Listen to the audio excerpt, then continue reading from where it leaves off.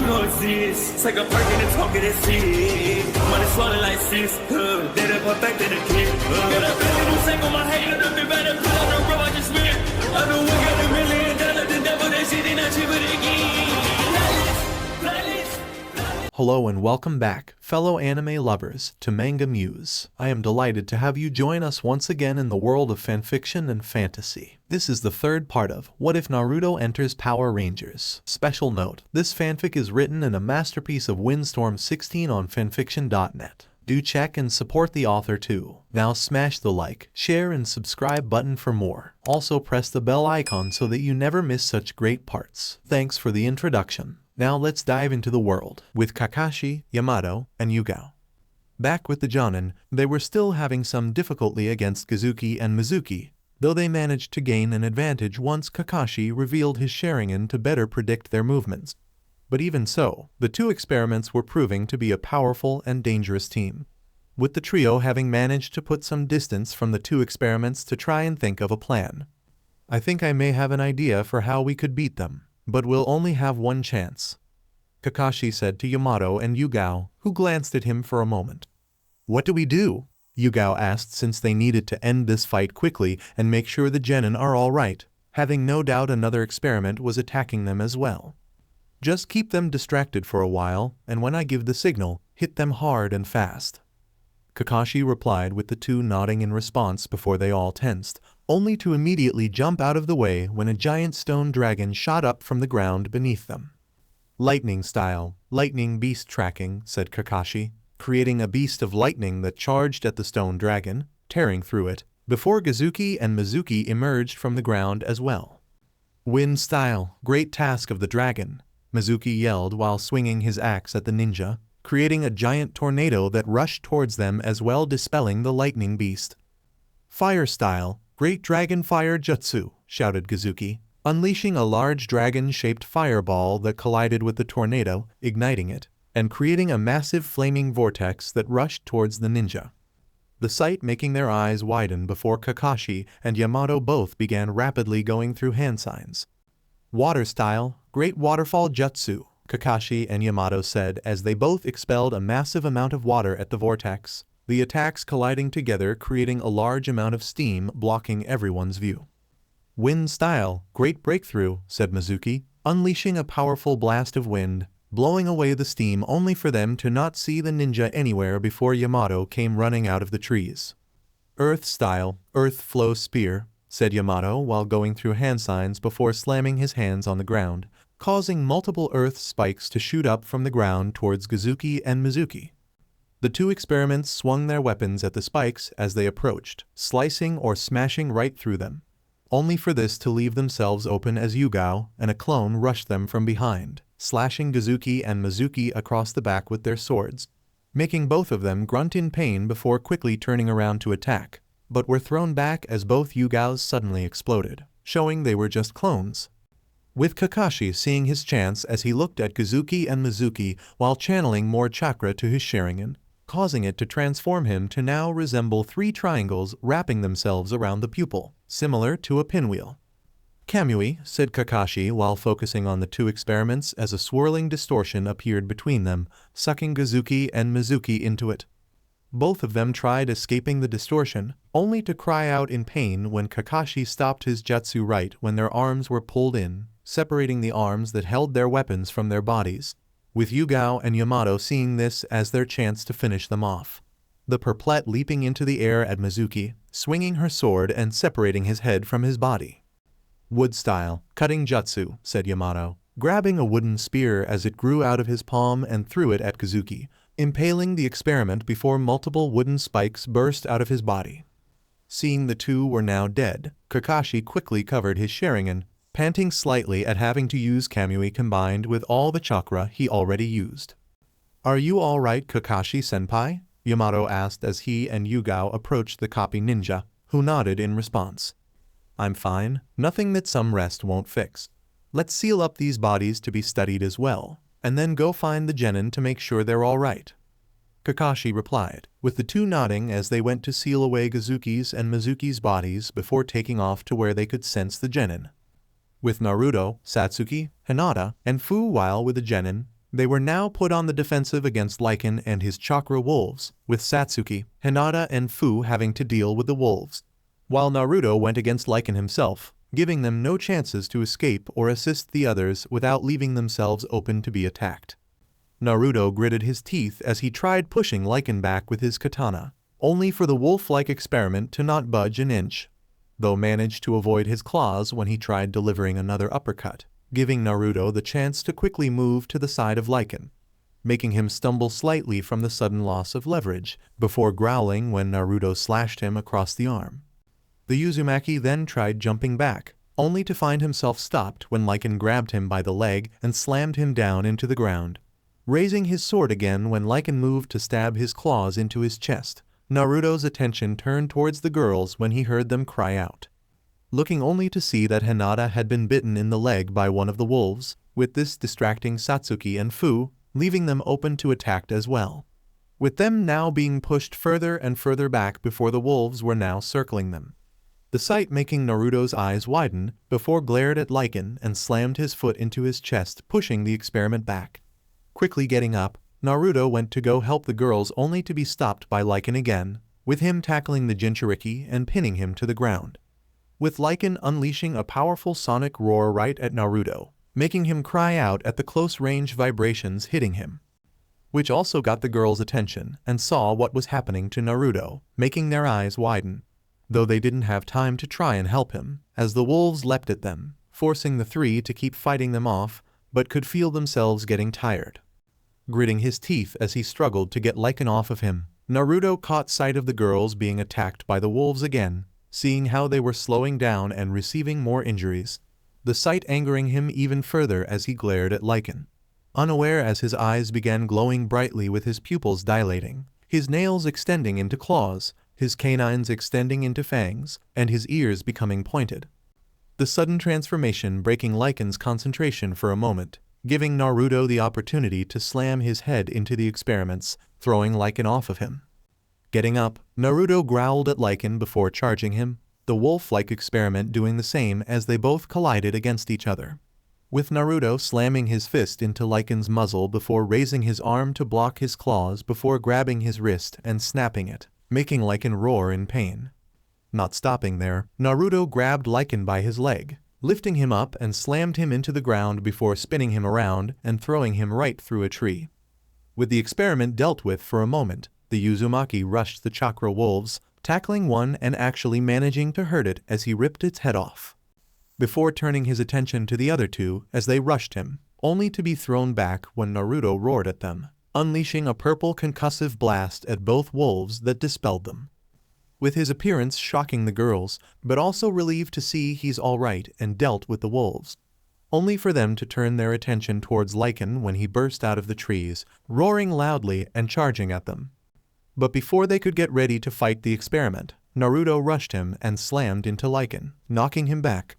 Not stopping, Lyen went to attack Naruto only for the Uzumaki let out a sonic howl, roaring loudly as it threw Lyen back, the volume even forcing Satsuki, Hinata and Fu to cover their ears at how loud it was, while Naruto kept roaring and hitting Lyen, pushing the wolf-like experiment further back until he was pinned against a tree. Once the whiskered Ravenet finally stopped his attack, the girls were shocked when rather than try attacking, Lyen actually whimpered and lowered his head in submission. "Did he just make it submit?" Fu asked in disbelief, while Satsuki and Hinata slowly nodded. "I guess he showed it who's the alpha," stated Satsuki with a small smirk.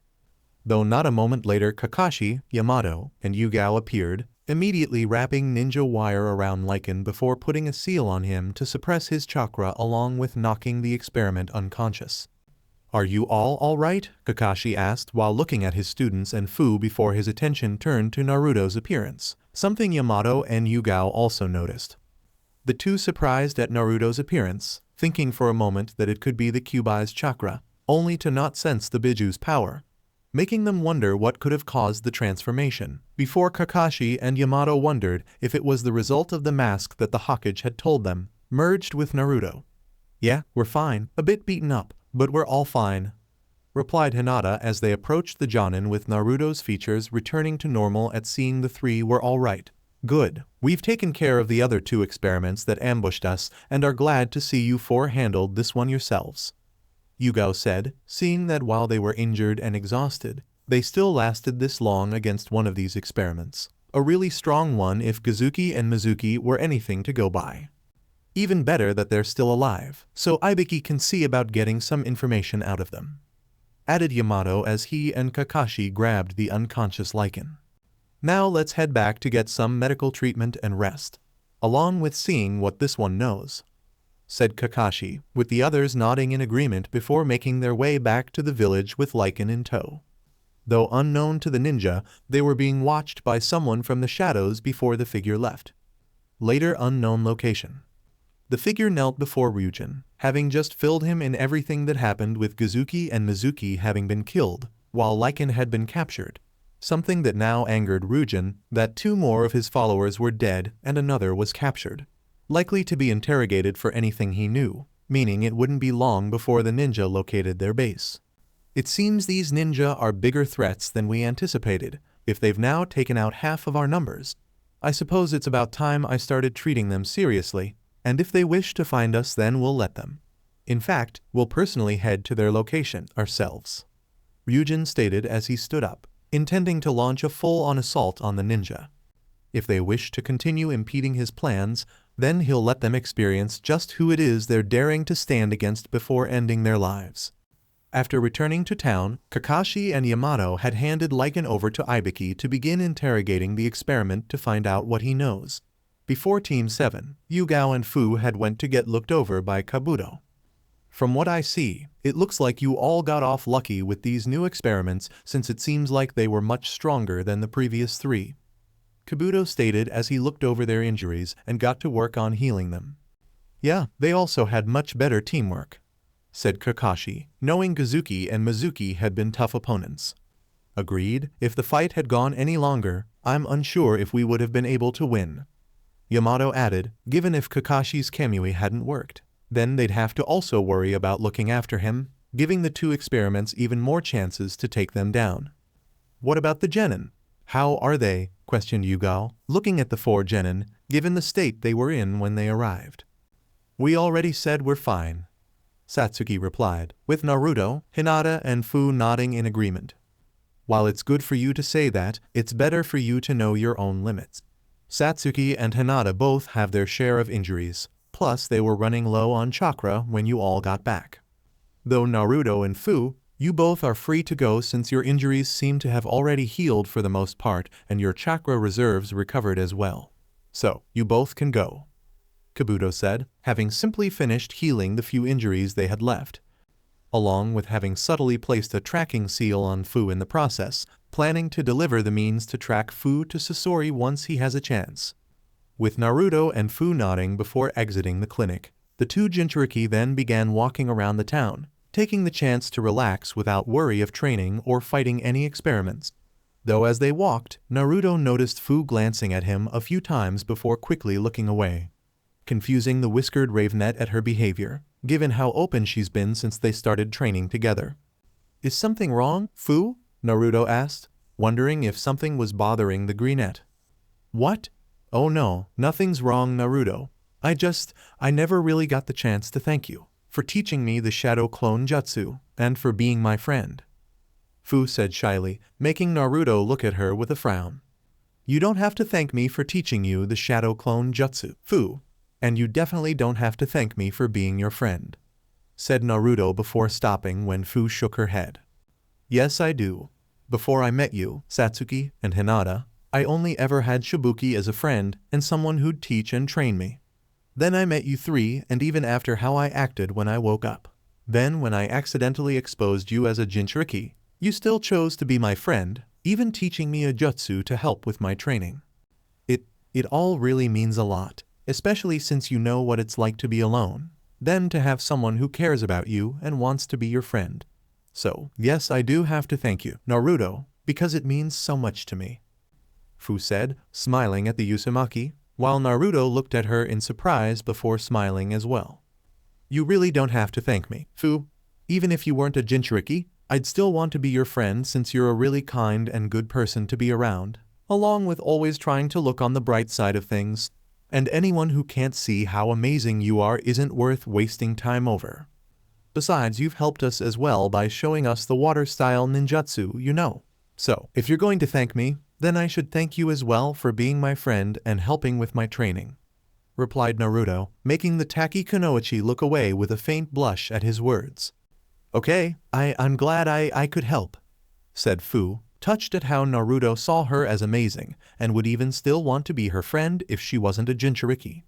"But, will you get in trouble with teaching me the shadow clone jutsu?" Fu asked nervously, not wanting her friend to get in trouble just for teaching her a secret technique. "If anyone has a problem with me teaching you the jutsu, then it's their problem to deal with, since I don't really care if someone doesn't like it. For me, my friends come first and the village comes second. If that means teaching someone from another village a secret technique that can help them, then I'll do it. You'd also be the only one in Taki that'd really be able to take advantage of it, as I doubt anyone else would have enough chakra to make that many shadow clones," Naruto said, surprising Fu again, before she smiled at how he put his friends above everything. Though the Greenette also couldn't help but look at him curiously, having seen and heard that Naruto didn't seem to have a high opinion of his village. "He doesn't even seem to like it," thought Fu, knowing that while Jinchuriki usually weren't liked by their home villages, they were still loyal. Naruto, if you don't mind me asking, do you even like Konoha?" Fu said, unable to help her curiosity at how Naruto viewed his village, with Naruto glancing at her before looking ahead. "If you'd asked me that a few months ago, I wouldn't have hesitated to say yes, that I loved Konoha and even wanted to become Hokage, despite how I was treated for being a Jinchuriki. How I wanted to have everyone acknowledge and see me for who I am, rather than who they see me as," Naruto replied, surprising Fu that he'd want to become Hokage and have everyone acknowledge him as himself. "And now?" questioned Fu, feeling that something must have happened to change his feelings towards the village. Now I can't really look at it the same way." "Did you know you were a Jinchuriki from the very beginning?" Naruto asked, making Fu frown at the sudden question. "Of course I did. I was old enough to know what was happening when the Nanabi was sealed in me," Fu said, knowing that Jinchuriki were fully aware of their status from the moment it happened. "I wasn't. I was made a Jinchuriki the day I was born, and my entire life I didn't know. But the rest of the village knew, or at least those old enough to remember, and the only thing they saw me as is the Kyuubi. They either hated me or feared me, leading to them ignoring me, treating me like I didn't exist. And while the younger generations didn't know, they saw how their parents treated me and emulated them, most of them anyway, or they saw me as the dead last in the academy," revealed Naruto, surprising the Greenette again that he hadn't even been aware of his Jinchuriki status, but everyone else was aware, making her look at him sadly. She at least knew why nearly everyone in Taki feared or hated her. Fu couldn't imagine what it'd be like to simply be hated for something she didn't know about. To be ignored and alone, having your own existence be denied by everyone around you. "I only learned I was a Jinchuriki a little over a month ago, after failing the graduation test for a third time. I was tricked by one of my former teachers into stealing the forbidden scroll, while being told it was a make-up test and I had to learn a jutsu from it, which is also how I learned the shadow clone jutsu. But I learned it was a trick by my former teacher, who used me to take the scroll for himself and planned to kill me, all while telling me about the Kyuubi in the process. If it hadn't been for another of my teachers, I likely would have died. I was able to beat the traitor in the end, but I now knew the truth and that the Hokage had been lying to me my entire life about why I was hated. He tried justifying it by saying he wanted me to have a normal childhood," Naruto said with a scoff at the end, while Fu frowned at this, not liking that he had to learn his status in such a way and from a traitor of all people. "I'm sorry you had to learn about it like that, when you should have known from the beginning. It might suck learning you're a Jinchuriki, but at least you'd have some solace in knowing why you're hated and feared, rather than thinking it's because of yourself," said Fu, with Naruto nodding at her in thanks. "Thanks for that, Fu. Anyway, to answer your question, right now my feelings towards Konoha are complicated. I can't say I like or dislike the village right now. Maybe that'll change later on. But now, I simply can't bring myself to care about the village or what anyone there thinks about me. The only opinions I care about are the ones of people I care about, which includes you, Fu.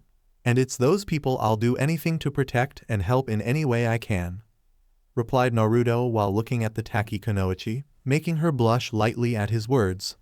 Well, with everything you went through, it's understandable if you wouldn't like your village," Fu stated, with the Uzumaki nodding in response. "What about you? I know your only friend in Taki is Shibuki, but what was it like growing up there, knowing you were a Jinchuriki?" Naruto asked, wondering what Fu's life was like in Taki compared to his own. It was pretty much the same as yours, being hated and feared, being alone, though no one ignored or acted like I didn't exist. But they made sure to never miss a chance to remind me that I wasn't wanted or liked. I'm even stuck living on the very outskirts of the village, while still being in it, as I'm sure the only reason they don't force me to live outside is to make sure I don't try running away. I can't even go outside the village alone without a team accompanying me. But I learned to get used to it, knowing there wasn't anything I could do. The only good part is having Shibuki around to train and protect me. He also taught me the importance of friendship and loyalty. Though, it's hard to see how they're important when I didn't have any friends and the village I was loyal to wanted nothing to do with me," said Fu, looking down before looking at Naruto when he put a hand on her shoulder. "Like I said, anyone who can't see the kind and good person you are isn't worth your time. If they don't anything to do with you, then it's their loss, because I'm happy we got to meet and become friends," stated Naruto, smiling at the greenette, which Fu returned while putting her hand over his. Later, after walking around town for a while, Naruto and Fu headed for a small food stand for lunch, the Uzumaki being pleased that they also served ramen. "You must really like ramen," Fu stated, seeing how Naruto's already eaten 4 bowls of ramen in less than 20 minutes. "Yeah, it's really great, but it's not as good as Ikaraku's," said Naruto, getting the Taki kunoichi's attention. "Ikaraku?" asked Fu, curious of what that was. "It's a ramen stand back in Konoha, owned by a father and daughter, named Tuchai and Ayam. They're some of the few people I still care about in the village, along with being one of the very few who never hated or feared me. They'd always let me eat at Ikaraku when I was hungry and didn't have food or go anywhere else, becoming their best customer. It's also where me, Hinata, and Satsuki started going once we began training together," Naruto replied, making Fu frown at imagining Naruto being kicked out of places, but smiled that he had people willing to help him. "They sound great," said Fu, with Naruto nodding in agreement. "They are, and if you want, I can introduce you to them," said Naruto, surprising the greenette at the offer. "But we're from different villages," Fu said with a frown, as while it'd be nice to meet more people Naruto cares about, she doubts it'd be possible with them being in different villages, plus with her being a Jinchuriki with limited freedom. "That doesn't mean you can't visit or even come back with us before returning to Taki, along with the Chunin exams taking place in Konoha, so we'll still be able to see each other even after the mission is over," Naruto said, surprising Fu again. You'd still want to be friends, even after we have to go back to our villages?" asked Fu, having been unsure if they'd still be friends after the mission was over, since with them being from different villages, she hadn't been sure if they'd still see each other or remain friends. "Of course we'll still be friends. We said we'd be your friends and we're going to be Fu. It doesn't matter if we're from different villages, different nations, even different continents. If you ever need me, Satsuki or Hinata for anything, then we'll be there to help you, no matter what it is or where you are," said Naruto, with Fu looking at him with wide eyes before smiling brightly. Thank you, Naruto. That really means a lot, that we'll still be friends, and that you'd go that far to help me," Fu said, touched and happy that Naruto would still want to be her friend even after the mission is over. With the Taki kunoichi then surprising herself and Naruto when she leaned in and kissed him on the cheek, the two genin blushing at her action before quickly going back to their food. Though the two glanced at each other before looking away again, with Fu unable to keep the smile off her face, making Naruto smile as well at making her happy. With Ibiki. Meanwhile, Ibiki stood in front of Lyen's cell, glaring at the experiment who was restrained to the wall by chains and shackles, having ensured he wouldn't be able to move an inch. Unfortunately, that's been the only good part since Lyen had been brought back, as all of the interrogator's attempts to make the experiment tell him everything he knew have been met with failure. With Ibiki having started out with simply trying to intimidate Lyen with everything he could do to him, before moving on to using his summoning, torture chamber, leaving Lyen restrained with garrote wire around his limbs, tightening every time he refused to speak, before trying to burn, electrocute, and slice Lyen to get some answers, only to resort to simply try beating him to talk. Only for all his attempts to be met with silence, showing a great resistance to any torture and interrogation methods, with the experiment only growling or snapping at Ibiki whenever he questioned him. "I'm starting to think you can't even talk," Ibiki stated, beginning to believe Lyen's incapable of speaking anymore, being too animal-like to be able to talk. "Of course I can talk, human," growled Lyen, still enraged at how he was defeated and forced to submit, while Ibiki's eyes narrowed at him. "So you can talk, yet you've remained silent this entire time. Why?" demanded Ibiki, hoping to finally make some progress. "Because I find your attempt to interrogate me amusing. I've experienced far worse than you can inflict. Not that it would matter if I did tell you what you wanted to know. You'll be dead soon, while any information you learn will be pointless," Lyen stated, with the Tokibetsu Jonin punching the cell's bars and glaring at the wolf-like experiment. "If that's a threat, then you'll soon regret it. Because if you think this is the worst I can do, you'll see that everything so far, it's been me being nice. So, tell me what you're talking about," Ibiki said, knowing if Lyen didn't start giving him answers, then he'll be showing him what he can really do. "You still don't get it, do you? You've killed 5 of us already and now captured 1. Ask yourself, human, do you really think Ruen is going to ignore that you've wiped out half his forces, or is he going to make you all regret it?" questioned Lyen with a dark and fanged grin, making Ibiki's eyes widen in realization, before mentally cursing since the majority of their fighters were still recovering from the previous fight. Only now they may be having a much bigger problem to deal with. Knowing he didn't have any time to waste, Ibiki took off running to inform the others of what was coming, leaving Lyen alone. Listening to Ibiki's footsteps, Lyen waited until he was sure he was alone before grunting as his bones began snapping and realigning themselves, with his body shrinking and becoming more human, with the chains and shackles becoming loose around him. The experiment soon managing to free his claws and began shifting back, growling as he stabbed his claws into his body where the suppression seal was. Not hesitating, Lyen ripped the flesh from his body, the seal along with it, roaring as he felt his chakra begin flowing through him again, with his injuries healing as well, before he ripped the remaining chains and shackles off until he completely free. Now freed of his restraints and suppression seal, Lyen tore through the bars and rushed out of the prison, intent on hunting down the brat that beat him and rip him apart. With Ruen. While outside the wall around town, Ruen stood outside looking at the wall the ninja thought would keep him out, with him and his remaining forces having immediately made their way towards the town after learning Mizuki and Gozuki were dead and Lyen was captured. Though on the way to town, they'd encountered the traps the ninja had set up, which proved far deadlier than they originally assumed, resulting in Ruen losing most of his forces, but knew it didn't matter since he still had his elite followers, both of them having more human appearances compared to the others. The first is a pale-skinned young man with long blue hair with 2 long strands of violet on both sides of the face, supported by 2 golden hair separators, claw-like nails, and the veins on his forehead are quite prominent to the point of replacing his eyebrows.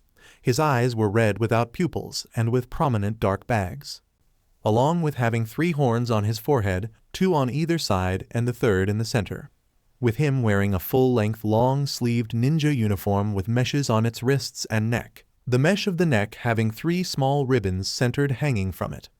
And the second had a muscular young man of average height. He had pale, ash-gray skin with 2 green marks around both of his upper arms and legs, shoulder-length, spiky dark green hair parted at the middle of his forehead, and small, beady black eyes. He also possessed prominent fangs and sharp nails. His attire consisted of a sleeveless, blue tunic with a dark turquoise and white pattern outlining his exposed chest. He wore pale-colored bracelets around his wrists and ankles. These were Merc and Savage, 2 of the strongest experiments that had been freed, though they still weren't close to Rugen's level. Looking at the wall, lightning began appearing around Rugen's body before he held his hand out towards the wall, the lightning increasing in intensity until it began gathering in his hand, before Ruen unleashed a massive bolt of lightning at the wall. The lightning shooting right through the wall, leaving behind a trail of destruction as it tore through the town, buildings, and people in its way. With Ryujin, Merc, and Savage entering the town, seeing people running about, screaming in panic and fear. Before Ryujin raised his hand, stopping Merc and Savage when they moved to attack. "No, leave the ninja and these fools to me. The two of you find Lyen and kill him. He's already proven to have outlived his usefulness," Ryujin ordered, wanting Lyen dead for allowing himself to be captured. "Ha ha ha, even better. I always wanted my own wolf pelt to hang up," Savage said eagerly at the chance to kill Lyen. "We'll see it done, Ryujin-sama," said Merc with a short bow before the two jumped off to locate Lyen. Once the two had left, Ryujin continued on his way into the village, unleashing blasts of lightning at anyone he saw. Though the lightning wasn't strong enough to kill, but to simply leave them unconscious, the experiment not being satisfied with simply killing the citizens and the ninja. Ryujin wanted them captured, so they could be made examples of, and so they would suffer longer. "Lightning style, depth charge," Ryujin said, enveloping himself in lightning chakra before unleashing an omnidirectional blast of lightning, destroying everything around him, while everyone nearby was electrocuted until they fell unconscious. "Wood style, smothering binding jutsu." Ryujin frowned when he suddenly found himself restrained by several wooden tendrils, along with feeling his chakra being suppressed. Looking to where the wood was coming from, Ryujin saw Yamato holding his now wooden arm out towards him, which extended into the tendrils binding him. Before grunting when a sword emerged from his chest as Yugao appeared behind him, while feeling it wasn't meant to be a killing blow. "I take it that you're Ryujin," Kakashi stated as he, Ibiki, Kabuto, Satsuki, and Hinata appeared around Ryujin, ready in case he somehow managed to break free from his bindings. "You would be correct, and you are the ninja that have been a thorn in my side. Given your presence has been interfering in my goals, I'm sure you understand why it is I'll be enjoying making you all suffer," Ryujin said, looking rather calm despite being restrained and impaled, making the ninja tense at the chance he had something up his sleeve. Before Ryujin suddenly exploded into a blast of lightning, forcing the ninja to all jump back to avoid being electrocuted, until they heard Yamato cry out, making them look only for their eyes to widen at seeing Ryujin, now covered completely in electricity, holding the jonin by his head. The experiment electrocuting Yamato before throwing him into a wall, leaving him unconscious as well. "Lightning style, lightning strike armor," said Ryujin, turning his head back towards the ninja, revealing his pupils had narrowed into slits. "Fire style, dragon fire jutsu," Satsuki shouted, unleashing a blast of fire at Ryujin. "Fire style, flame capture," said Hinata, creating a whip of fire she launched at Ryujin as well. "Wind style, air bullets," said Kakashi, expelling several blasts of wind, causing the fire ninjutsu to grow more powerful as they rushed towards Ryujin. Only for Ryujin to vanish in a burst of speed, reappearing behind the ninja with Yugao quickly turning and charging him. "Secret sword, moonlight," Yugao said, rushing at Ryujin fast enough to leave behind afterimages before she got close enough to swing her sword at him. The perplexed eyes widening when Ryujin blocked her sword with a single finger, before gagging when he slammed his foot into her chest, sending Yugao crashing through a wall. With Ryujin then sidestepping Kabuto when he tried sneaking up on him with a chakra scalpel, grabbing the medic nin by his neck and shocking him before slamming his head into the ground. "Summoning, Iron Maiden," Ibiki said, slamming his hands on the ground, causing an Iron Mankey Nico to rise up from underground around Ryujin and start closing around him. Only for the Iron Maiden to be blasted apart by Ryujin, who vanished in another burst of speed and smashed his fist into Ibiki's stomach, causing the Tokubetsu Jonin to double over in pain, before Ryujin slammed his elbow into the back of his head, knocking Ibiki out as well. Ryujin then turned, blocking a kunai from Kakashi, who had revealed his Sharingan, despite already running low on chakra. "Using your Sharingan already? You must be desperate to end this fight, not that you had much of a chance to begin with," Ryujin stated with a small smirk, before grabbing Kakashi's other hand when tried stabbing a Reikiri into his chest. "Lightning style, electric shock needles," Hinata said, creating several needles made of electricity, which she launched at Ryujin. "Water style, water bullet jutsu," said Satsuki, releasing multiple blasts of water that became electrified upon coming in contact with the needles. before the genin's eyes widened when Ruen quickly turned and used Kakashi as a shield, shocking and horrifying Satsuki and Hinata as their jutsu hit their teacher, only to soon find themselves grabbed by Ruen, who dropped Kakashi to the ground and reappeared behind the girls. The experiment then slamming their heads together, leaving them unconscious along with the others. How disappointing, I was at least hoping for a decent challenge, muttered Ruen, looking at the unconscious ninja before he continued moving on to deal with the remaining citizens. Earlier with Naruto and Fu. After finishing their lunch, Naruto and Fu had continued walking through town, only to tense when they suddenly felt the ground begin shaking and saw flashes of lightning on the other side of the village. Is that? Fu said in worry, thinking it could already be another attack from the experiments. Let's go, said Naruto, knowing they were the only ones who were fully recovered from the previous fight. With the greenette nodding in agreement as they jumped up to the roofs to go to where the experiments were attacking, only for them to suddenly be knocked back to the ground by a sonic howl, before they quickly rolled out of the way when Lyen slashed his claws where they once were. I'm guessing your friends helped you escape, Naruto stated as he and Fu got ready to fight the wolf-like experiment.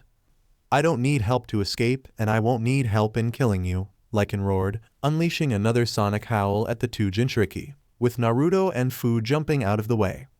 Water style, rising water slicer, said Fu, going through some hand signs before landing on the ground, causing a wave of water to shoot up from the ground and rushing towards Lyen. Wind style, sword of the wind count, said Naruto, swiping his hand through the air, releasing a compressed wave of wind at Lyen. Seeing the two attacks coming towards him, Lyen released another sonic howl at the ground, propelling himself into the air. With the experiment then began swinging his claws at Naruto and Fu, unleashing multiple crescent blades of chakra at them, forcing Naruto and Fu to start moving around to avoid the blades. Shadow Clutch Jutsu. Though Naruto's and Fu's eyes widened when they suddenly felt as if they were being grabbed before being slammed into the ground, something neither of them were expecting before they quickly got up, only to see an elongated shadow stretching out and connecting to their own, much to their shock. Before seeing the shadow was coming from Merc, with the two grunting when they were sent flying back into a wall. Merc, so Ruen sent you to deal with a ninja. Find your own targets, they're mine, said Lyen, refusing to let anyone interfere in dealing with the Uzumaki himself. You misunderstand the reason we're here, Mutt, Merc stated, making Lyen tense before roaring when Savage appeared behind him stabbing his claws into the wolf-like experiment's back. We're here to kill you for being a worthless failure, said Savage with a crazed grin before slamming his foot into Lyen's back, sending him crashing to the ground. Earth style, swamp of the underworld, Merc said, slamming his hands on the ground, turning the ground beneath Naruto, Fu, and Lyen into mud.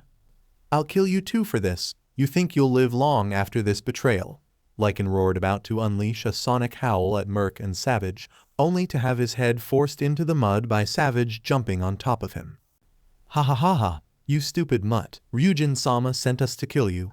Why would he waste time on saving a fucking dumbass that loses to a couple brats? Savage taunted while jumping on top of Lyen, before jumping back onto solid ground when he tried swiping at him. Indeed, Ryujin-sama doesn't tolerate failure, Mutt. Now you'll see what happens to those that no longer have a use to him, while these humans will be sharing your fate, said Merc, channeling more chakra into the swamp, causing the trio to start sinking faster. Don't think we'll die that easily, assholes. Water style, water trumpet, Naruto shouted, releasing a large jet of water through his hands at the mud, loosening and pushing it away so they could move.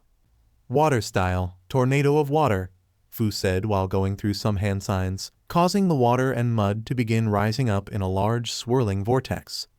With both ninjas soon being able to free themselves from the mud, looking at Lyen to see he was still trapped before Naruto grabbed him and began pulling him free, much to Lyen's shock. And don't think you'll be able to escape. Earth style, Black Pyramid Jutsu, Merc said, going through hand signs before slamming his hands on the ground, causing multiple stone spikes to shoot up from the ground. The sight making Naruto and Fu mentally curse before the green net helped Naruto grab Lyen, pulling him free from the swamp, while dodging the spikes, only for their eyes to widen when Merc's shadow then extended and connected to theirs, paralyzing them. Before more shadows began rising up around them, until the trio was trapped inside a large pyramid-shaped shadow. Shadow absorption jutsu, said Merc, making a hand sign as the sides of the pyramid began swirling around before the surrounding buildings and debris began breaking apart and were pulled towards the pyramid. Now to blow them all into pieces, Savage said madly before he began throwing multiple explosive tags at the pyramid which were sucked in as well, with the tags detonating as the pyramid convulsed and expanded.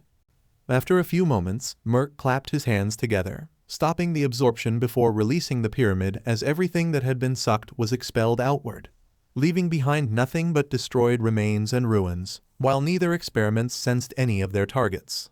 Let's return to Ryujin-sama, Merc said, seeing their target was now dead, before the two jumped off to report back to Ryujin. With the two soon arriving to find Ryujin standing in the center of dozens of unconscious bodies, including the other Konoha ninja. The mutt is dead, Ryujin-sama, along with two of the brats that got in the way, Savage said, making Ryujin frown slightly in annoyance, having preferred if all the ninja were alive to suffer. A pity, but oh well, the failure is dead and we still have everyone here. Merc, take their shadows, they can suffer in the darkness of their own minds for a few weeks. Then we'll move on to the true suffering, said Ryujin, with Merc nodding before making a hand sign. Shadow Cutter Jutsu, said Merc as multiple tendrils shot out from his own shadow, transforming into dozens of pairs of scissors that began cutting away the ninjas and citizens and shadows, absorbing them into himself. While everyone's bodies became dull and pale, with all of them now stuck in comas from the loss of their shadows and would remain until Merc returned the shadows on Ryujin's command. Good, send them away now, Ryujin ordered, wanting them all returned to their base. Shadow Capture Field Jutsu, Merc said with his shadow expanding outward, all the ninja and citizens falling within it and being deposited back at base in the cells. Once everyone had been transported, Ryujin, Merc, and Savage exited the town, stopping once they were a good distance away. The trio stopping and turned back to the town, with Ryujin soon expelling a large amount of chakra before sending it up into the sky, causing dark, swirling storm clouds to begin forming overhead with lightning jumping between them. Lightning-style thunderstorm, said Ryujin as several bolts of lightning began crashing down on the town, unleashing complete devastation on it. Nodding in satisfaction, the trio began making their way back to base. Later. The lightning strikes soon ended after several moments, with the entire town being nothing but smoking and charred ruins, before a pile of debris began shifting and being pushed aside, revealing Naruto, Fu, and Lyen pulling themselves out of the ground. The Uzumaki having managed to use Earth-style, hiding like a mole jutsu, turning the ground beneath them into sound to escape the debris and explosions, remaining underground to make Merc and Savage think they were dead before waiting until the coast was clear. Oh Kami, Fu muttered while looking around in shock and horror at the destruction around them. Damn it, said Naruto, cursing that this happened and worried about what happened to the others. You saved me? Why? Lyen said, looking at them in disbelief that they'd save him after he's tried killing them multiple times, with Naruto and Fu looking at him. I don't know. I just acted on instinct and saved you, Naruto replied, though mentally noted how Lyen being betrayed by his comrades had hit too close to home for him. We also couldn't just leave to die after being betrayed by those two, added Fu, having similar thoughts to Naruto, with how Lyen was betrayed by his own comrades, simply for being defeated and captured. Tusk, you should have just left me to die. Ryujin's already decided my use has run out. Once he finds out I'm alive, he'll just keep trying until I'm dead, Lyen said bitterly at being betrayed and left to die, despite his loyalty and never once questioning Ryujin's orders. Ryujin, then, the bastard was willing to kill you just because you were defeated and captured. That just shows he only sees you all as disposable pawns to toss aside once you've served your purpose. And we're supposed to be enemies, yet we still saved you, said Naruto, making Lyen look at him in surprise, while Fu nodded in agreement. Naruto's right. He probably would have done the same eventually anyway, after no longer having a use for you. Now though, you're free from his control, since they likely think you're dead and you could leave if you wanted, Fu said, with a wolf-like experiment frowning at this, having no idea where he would even go. And, if it's worth anything, we both know the feeling of being tossed aside. added Fu, getting Lycan's attention as he looked at them again. What could either of you possibly know? Demanded Lyen. We're Jinchuriki, meant to be used as weapons for our villages, and if we fail, then we'd simply have our biju extracted and sealed inside someone else, while we're left to die. So yeah, we know the feeling that a single screw-up could end with us being dead. Naruto said, surprising Lyen again to hear they were Jinchuriki. But right now, we have to go save everyone, if they're still alive, and stop Ruen before he can hurt anyone else. Fu stated, with Naruto nodding in agreement. You do that, you'll only be walking to your own deaths. Ruen is far stronger than you can imagine. All of this was just him sending a message. If he gets serious, you'll both die, said Lyen, knowing Ruen was much stronger than they believed, given how he was able to keep all the experiments in line, as not all of them were eager to follow orders but also didn't want to die. Maybe we will. But he attacked people we care about, and we're not going to let him get away with that, said Naruto, swearing if Ruen did anything to Satsuki and Hinata, he'll tear him limb from limb. Plus, we want payback against the two assholes that tried blowing us up and burying us, said Fu, also wanting to get payback against Merc and Savage, with Lyen frowning at this before standing up, making Naruto and Fu wonder what he was going to do. If you're so eager to walk to your own deaths, you should at least know where you're going and who you'll be dealing with. And if anyone's going to kill those two, it's going to be me, said Lyen, planning to rip Merc and Savage apart for thinking they could kill him, with Naruto and Fu smiling slightly that he was going to help. It'd be really great having you with us. And what can you tell us about them? Fu asked as they left the ruins and began following Lyen towards the experiment's base. Merc is a rogue Nara, having defected after stealing several kinjutsu from them before being found by Orochimaru. You saw he's skilled in the Nara clan's techniques. He also knows water-style and earth-style ninjutsu. While Savage, he doesn't have any special abilities, but he is a Jashinist, being part of some cult in the land of hot water, along with being immortal. You can stab him, cut his throat, rip his heart out, even cut him into pieces, and he'll still be alive. The experiments that were performed also gave him greater regeneration, so he heals faster than you can hurt him. Aside from that, he usually just acts like a living shield, tanking any attacks while getting in close to attack with his hands, explained Lyen, surprising Naruto and Fu at what they're capable of, but nodded at now knowing what they're capable of, which should hopefully make them easier to deal with. And Ruen? Questioned Naruto, wanting to know what Ruen is capable of. He's skilled in lightning-style ninjutsu, using it to not only attack but enhance his physical abilities. He also has a more advanced curse mark than the rest of us, which gives him even greater power when he activates it. I know he also uses poisons since I can smell them on him, likely in the event he's ever against a superior opponent. But make no mistake, he won't be an easy opponent and will very likely kill us, Lyen said, fully believing that if they face Ruen they'll end up dead. But at least he could say he tried bringing him down as well, and will make sure that Merc and Savage do die. While Naruto and Fu looked at each other before all three took off running, intending to take the remaining experiments down and free the others. Base. Meanwhile, at the experiment's base, Ruen, Merc and Savage were looking over the prisoners before stopping at Kabuto, recognizing him as one of Orochimaru's followers and right-hand man, though it seems the rest of the Konoha ninja weren't aware of this. Ruen briefly considered having Merc wake the ninja up and tell them, before shaking his head, since it didn't really matter to him what spies Orochimaru had in the hidden villages. Both of you, go watch the entrance in the event anyone shows up, Ruen ordered, given the chance that more ninja would be sent or if Orochimaru, or any of his followers, comes to investigate. Nodding, Merc and Savage left to watch the entrance of the base and prepare for anyone to show up, while Ruen returned to his throne room, pleased at their success. Though when he entered his throne room, Ruen frowned at seeing Kimimaro standing in front of his throne. Kimimaro, what a surprise! I take it you're here about Orochimaru's little spy currently locked away, Ruen stated, not surprised that the Kaguya was still around after releasing them. You shouldn't have interfered in Orochimaru-sama's business, Ruen, as now your usefulness has run out. 10-finger drilling bullets, Kimimaro said, swinging his hands at Ruen, firing his fingers' bones at the experiment. Lightning style, lightning strike armor, said Ruen, covering himself in lightning before vanishing in a burst of speed, dodging the finger bones and reappearing behind Kimimaro. The experiment thrust his hand forward to impale Kimimaro in the back, only to be forced to jump back when several bone spikes shot out of Kimimaro's back. "Willow dance," said Kimimaro as long bone spikes emerged from his palms and elbows before rushing Ruen, swinging his right arm at the experiment.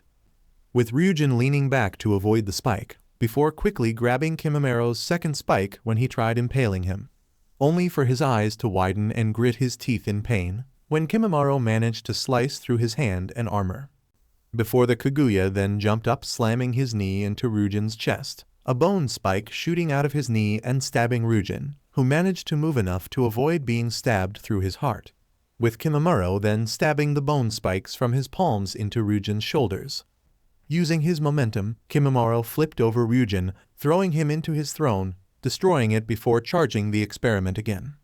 "Larch dance," Kimimaro said as his bone spikes receded slightly to shorter lengths before several more emerged from his body. Ruen quickly sped out of the way and putting some distance between them. "Lightning burial, banquet of lightning," said Ruen, launching several bolts of lightning through the air at the Kaguya, his eyes widening in shock when Kimimaro swiped his arms at the lightning and dispelled it, leaving Ruen open as Kimimaro closed the distance between them, dropping his knees as he slid across the floor, swinging his arm at Rugen's legs, stabbing the bone spikes into them, with Kimimaro then flipping Ruen in the air and slamming his foot down on his back, sending him crashing to the ground. "Lightning style, false darkness," Ruen shouted, turning on the ground and firing a lightning bolt in the shape of a spear from his mouth right at Kimimaro, the Kaguya not having time to dodge as the lightning spear impacted his chest.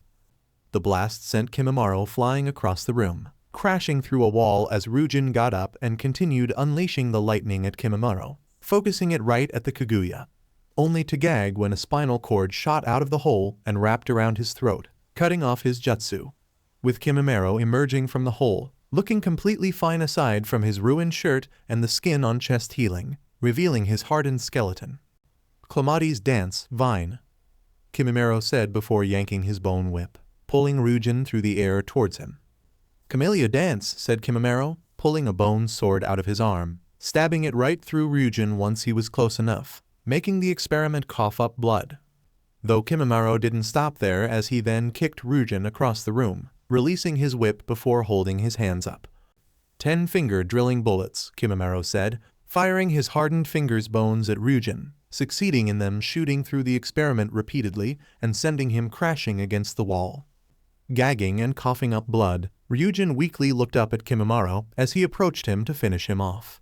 How see ka can you resist my lightning?" Ruen said, knowing his lightning-style ninjutsu was far stronger than any normal lightning-style ninjutsu.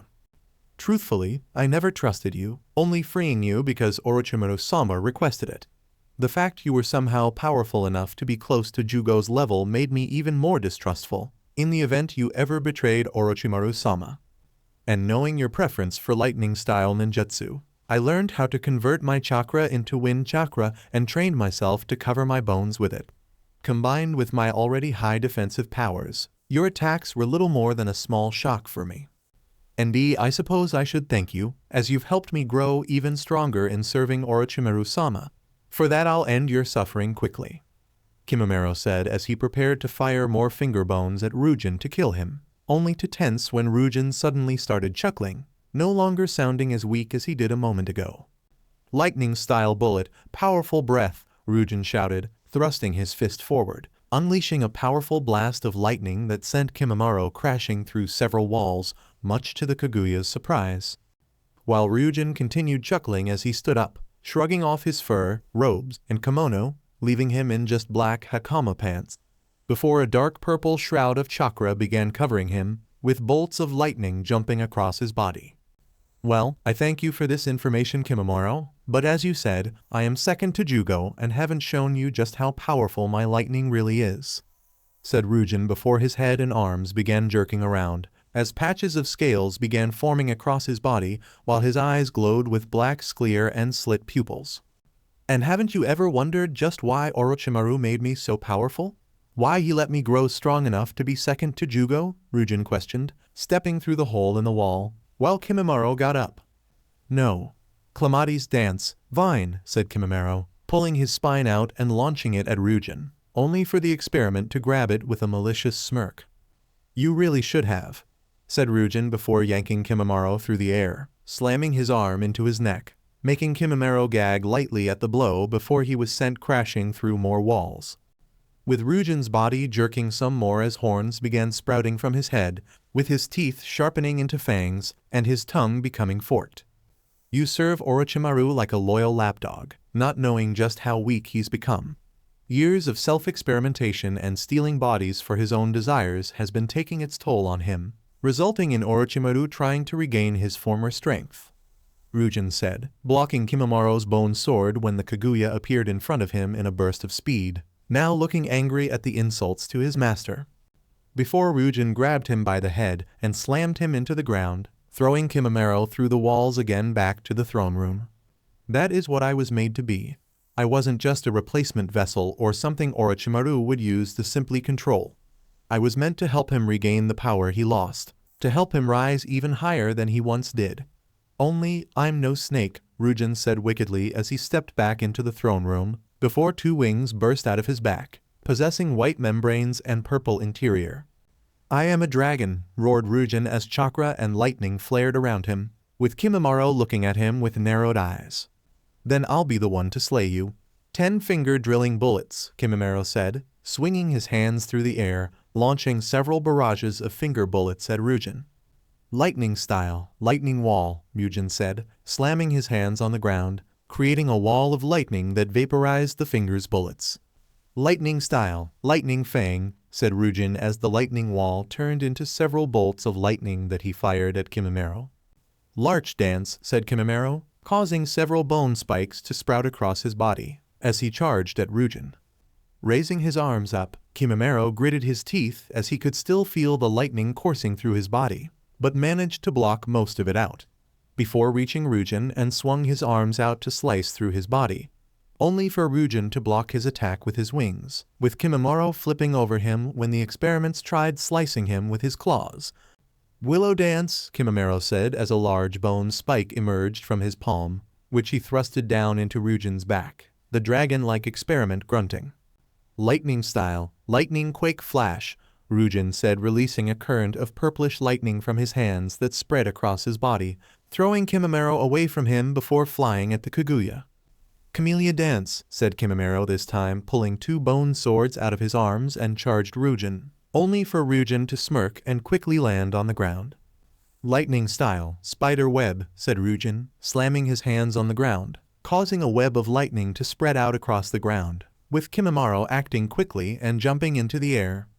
Throwing one of his sword into the ground, the Kaguya landed on top of the sword, remaining perfectly balanced until Ruen flew at him again, knocking Kimimaro off his sword, only for the white-haired teen to flip around and slam his feet into Rugen's back, sending him crashing back to the ground.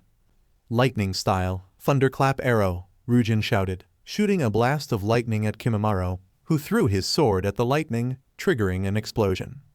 Skidding across the ground, Kimimaro retrieved his second sword before rushing Ruen again, who had activated his lightning strike armor as well, allowing him to avoid Kimimaro's slashes before getting in close and grabbing the Kaguya's wrist, twisting his arm around to release his sword.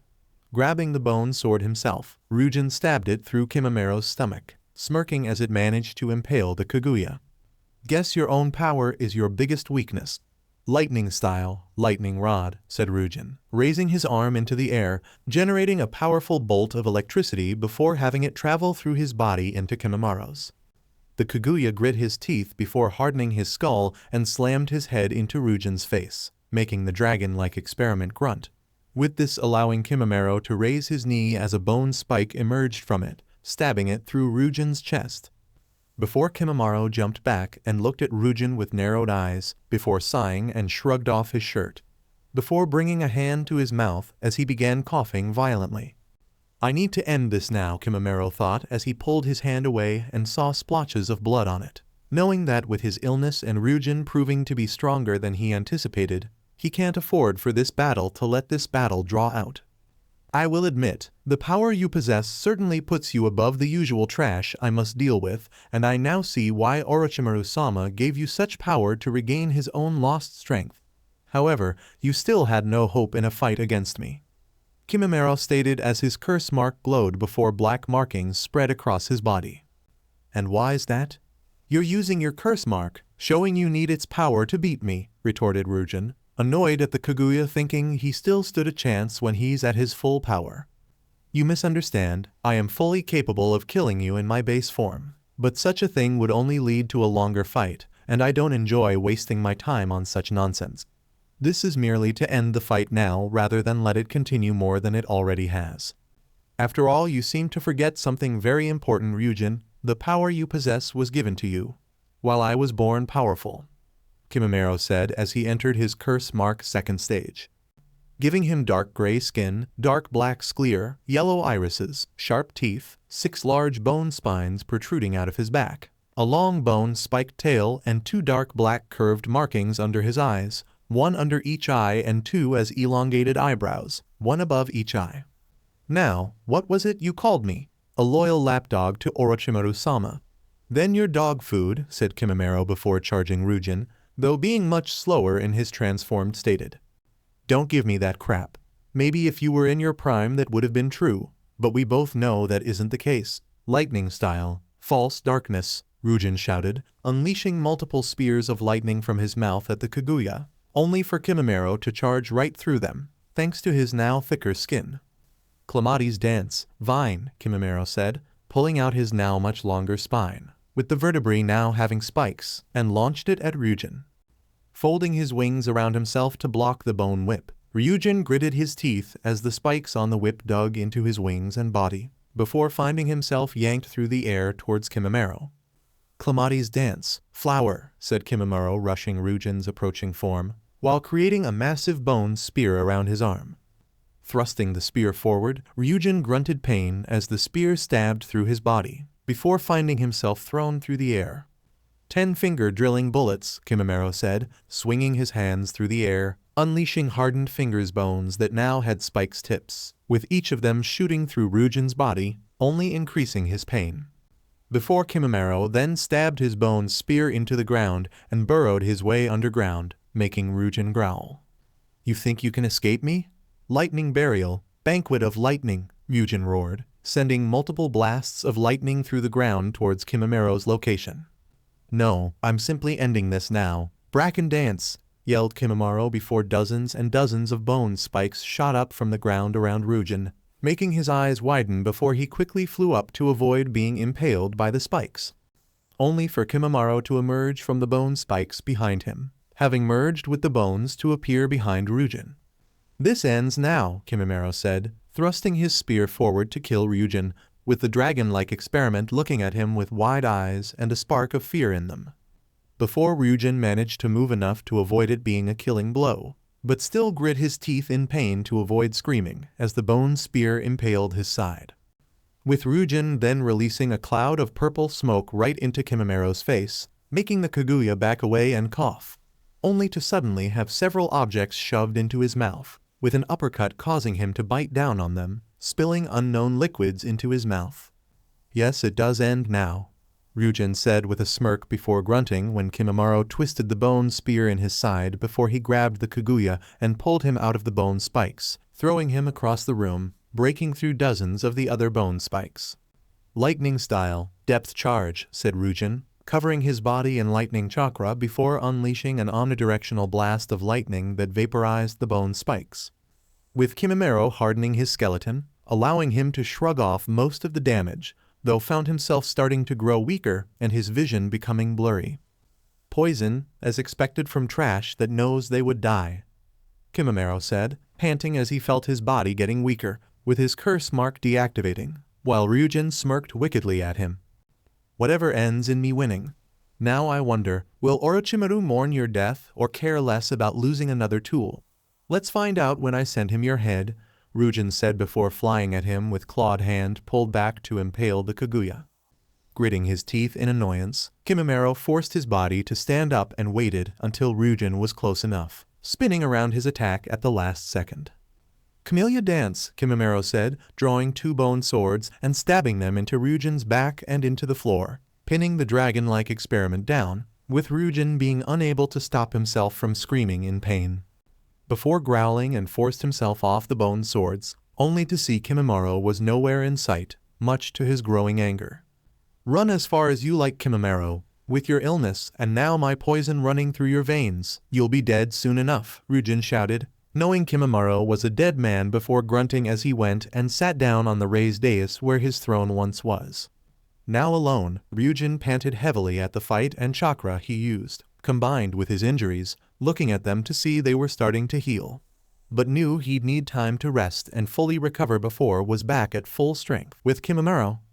Meanwhile, Kimimaro had managed to escape the base and was now wandering through the forest, panting lightly as he felt the poison running through his body, before he spotted a cave, making the Kaguya headed for it.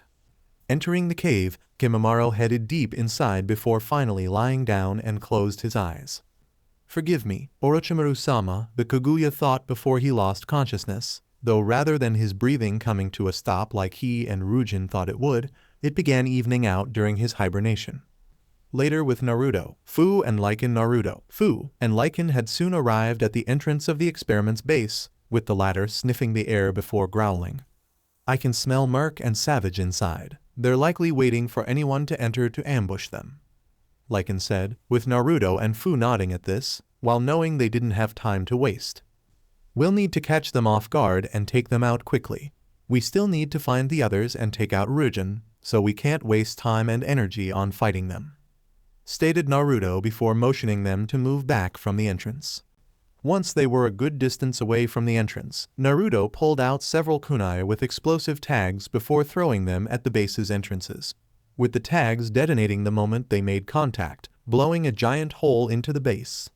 Fire style, Fox Fire, Naruto said, creating 10 blue fireballs before launching them into the base. Wind style, Divine Mountain Wind, said Fu, creating a vortex of wind she fired into the base, causing the fireballs to erupt into a massive inferno that spread, incinerating everything in its path, with Lyen letting out a sonic howl at the combined attacks, further increasing the power of the flames, before Naruto nodded at Fu, which the greenette returned. Water style, Surging Sea, Naruto and Fu said while going through hand signs before expelling a large amount of water that instantly put the flames out and created a large amount of steam. Let's go, said Naruto as they rushed into the base, running through the steam, before the Uzumaki quickly drew his sword blocking a strike from Savage, whose entire body was burned and healing. You little fuckers should have stayed dead, 'cause now I'm gonna, Savage said, only to be tackled by Lyen and slammed into the wall. The only thing you'll do is scream, roared Lyen before biting down on Savage's neck and tearing a large chunk out, throwing the Jashinist down the corridor, where he got up and began regenerating. I'll mount your effing head on my wall, yelled Savage before charging at Lyen, who released a sonic howl that sent Savage flying back. Naruto and Fu moved to help Lyen deal with Savage, only to tense and quickly jump back as they saw Merc rising up from the ground, with his shadow extending towards them. Shadow Sewing Jutsu, Merc said with his shadow splitting into multiple, thin, needle-like tendrils that rushed towards Naruto and Fu. Not this time, said Naruto, pulling out several pellets, throwing them on the ground with them exploding into a large cloud of smoke, removing their shadows from being grabs by Mercs. Scale powder, said Fu, releasing a large amount of fine powder from her body through the smoke, with the powder immediately shining brightly, making Merc grunt and shield his eyes from the blinding light. Wind style, Air bullets, Naruto said, going through hand signs before releasing multiple compressed bullets of air at Merc. Earth style, Mud wall, said Merc, slamming his hands on the ground, causing a stone wall to rise up in front of him, which the air bullets impacted and cracked. Water style, Rising water slicer, Fu said, creating a wave of water that rushed towards Merc, slicing through the mud wall. The experiment managing to regain his vision, only for his eyes to widen at the sight of the water wave coming towards him, with Merc quickly jumping out of the way, grunting when the water wave managed to slice his arm, before crying out when Naruto rushed him, drawing his sword and slicing Merc across his chest, the rogue Nara quickly jumping back. Shadow Neck Binding Jutsu, said Merc with his shadow shooting out, managing to grab hold of Naruto's before it began creeping up his body to his neck, choking the Uzumaki. Before Merc had his shadow also wrap around Naruto's arm and began forcefully moving his sword to stab himself, with Naruto gritting his teeth as he tried resisting the control. Net-shaped prison, Fu said, shooting webbing out of her hands, ensnaring Merc before he could dodge, with the experiment soon feeling his chakra being drained, allowing Naruto to start breaking free from his shadow. The Rave Net flaring his chakra, succeeding in freeing himself from Merc's shadow before charging the experiment, Merc's eyes widening in fear as Naruto raised his sword. The rogue Nara quickly sinking into the ground to escape, only to find himself pulled back by Fu's webs. With Merc not having time to react before Naruto swung his sword, slicing right through his neck as his head hit the ground, leaving the duo pleased that their plan and sneak attack seemed to have worked, before they prepared to go off to aid Lyen. Though Naruto and Fu tensed when dozens of shadows suddenly flew off of Merc's body, wondering if he was able to save himself from being killed, only to see nothing else happened. "What was that?" Fu said, confused at what just happened before they saw Savage's torn apart and mutilated body be thrown at Merc's. "That's Merc's Shadow Cutter Jutsu, a kenjutsu used to steal people's shadows, leaving them in comas and trapped in their own minds. The victims only wake up if Merc returns their shadows. I guess killing him also works as well," said Lyen, surprising the two Jinchuriki, with both of them being thankful he didn't get the chance to use it on them. "I thought you said he couldn't be killed," stated Naruto as he looked at Savage's body. "He can't, but his body is useless without its head, and his head can't be reattached if it's nothing but a stain on the wall," Lyen said, having crushed Savage's head, ensuring it would be impossible for him to come back, with Naruto and Fu nodding at this. "Alright, that just leaves Ryujin. Fu, you go find the others. Lyen and I will keep Ryujin busy long enough for you to free everyone and come help take him down," Naruto said, the greenette nodding before she ran further into the base to find where everyone was being kept. With Naruto and Lyen going towards where they could sense Ryujin, readying themselves for what would be a difficult and dangerous battle. Though the closer they got to the throne room, the more they saw remnants of another battle, confusing the two as to who else could have been here, but also making them hope whoever fought Ryujin weakened him enough that they'd be able to take him down themselves. Before they soon arrived, bursting into the throne room, making Ryujin's head snap up while Naruto's eyes widened at seeing his transformed state. "Well, it would seem I'm being plagued by insects today, if you two are still alive," Ryujin said in annoyance at seeing Naruto and Lyen were still alive, especially in his current state. "I can't say the same for Merc and Savage, leaving just you," growled Lyen as he saw the condition Ryujin was currently in, believing they may actually have a chance to kill him. "And just by looking at you, it looks like someone saved us some trouble. I guess you could make it easier and just let us kill you," Naruto added while pointing his sword at Ryujin, making the dragon-like experiment scowl as he stood up. "Even in my current condition, I'm still more than powerful enough to kill the likes of you. Lightning style, lightning ball," Ryujin shouted, creating multiple balls of lightning that he launched at Naruto and Lyen. "Wind style, shield of the wind count," said Naruto, going through hand signs and creating a barrier of wind that the lightning balls impacted, before being launched right back at Ryujin at greater speed and power. With Ryujin quickly flying out the way, grunting as some of the lightning balls impacted at him before he was tackled by Lyen. The wolf-like experiment roaring and slamming Ryujin into the ground before grabbing him by his wings and throwing him into the wall. "Fire style, ash pile burning," said Naruto, releasing a large amount of chakra-infused gunpowder towards Ryujin, before dragging his sword across the ground, creating a trail of sparks that ignited the gunpowder, consuming Ryujin in a large fiery explosion. Only for Ryujin to fly out of the fire, covered in his lightning strike armor, appearing right in front of Naruto before he could blink, grabbing the Uzumaki by his head, which he slammed into the ground before throwing him up against the ceiling and slamming his foot into his chest, sending Naruto crashing through a wall. Before he quickly turned and grabbed Lyen by his throat, only to growl when Lyen slashed him across the face with his claws, with Ryujin in turn slicing Lyen with his own claws, before slamming his elbow down on his head, sending Lyen crashing into the ground. "You are nothing but a worthless failure, mutt, one that I'll enjoy tearing apart," Ryujin growled as he grabbed Lyen by his neck, only to grunt when Lyen quickly lifted his head up, slamming it into Ryujin's jaw. "Says the other failure," retorted Lyen before unleashing a sonic howl, sending Ryujin flying across the room and crashing against a wall.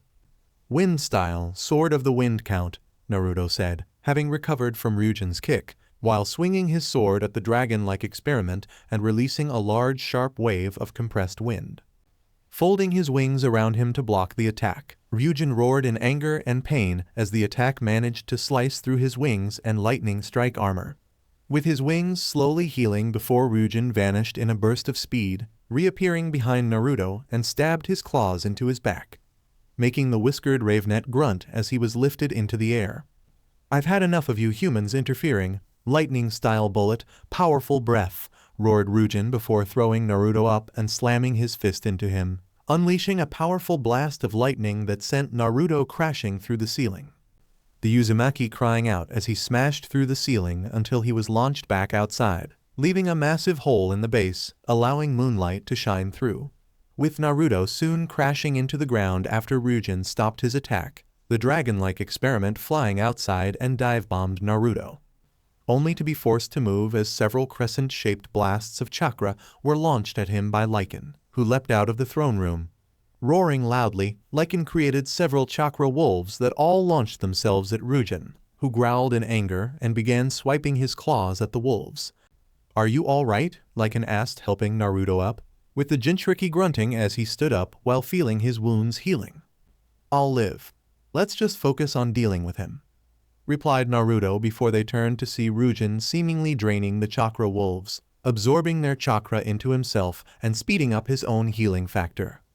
With the Uzumaki then creating dozens of shadow clones, sending most of them to attack Ryujin, while 3 stayed back with him and Lyen. The dragon-like experiment only growing more angry at now having to deal with clones. "Lightning style, electromagnetic murder," Ryujin shouted, unleashing a wave of lightning from his hands that vaporized most of the clones. "Fire style, flame whirlwind," Naruto and one of his clones shouted, launching spiraling flames towards Ryujin. "Wind style, flower scattering dance," said the other 2 clones, creating 2 large cyclones of petals and winds, the jutsu combining together into a massive spiraling vortex of fire, with Ryujin being unable to dodge as the attacks collided against him, burning his body.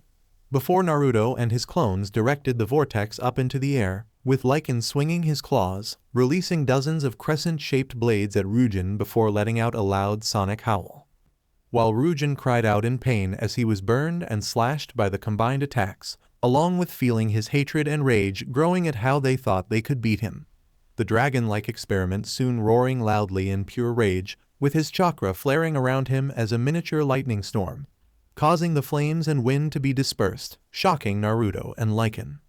"I will put an end to all of your miserable lives right now," Ryujin shouted before he began spinning around in the air with dark thunderclouds gathering overhead, converging around Ryujin as they surrounded him in a vortex of lightning and wind. "Lightning dragon tornado," yelled Ryujin as the vortex took the shape of a long serpentine dragon with red eyes, the dragon roaring loudly before diving down straight towards Naruto and Lyen, with Lyen letting out a powerful sonic howl, channeling as much of his chakra into it to try and push the dragon back, only for the dragon to let out its own roar and pushed through the sonic howl, with Lyen putting even more chakra into it, while Naruto held his sword tightly before he began channeling as much as chakra as he could into it, causing the sword to be surrounded in an aura of chakra, the chakra soon condensing around the blade and moving to the tip of it.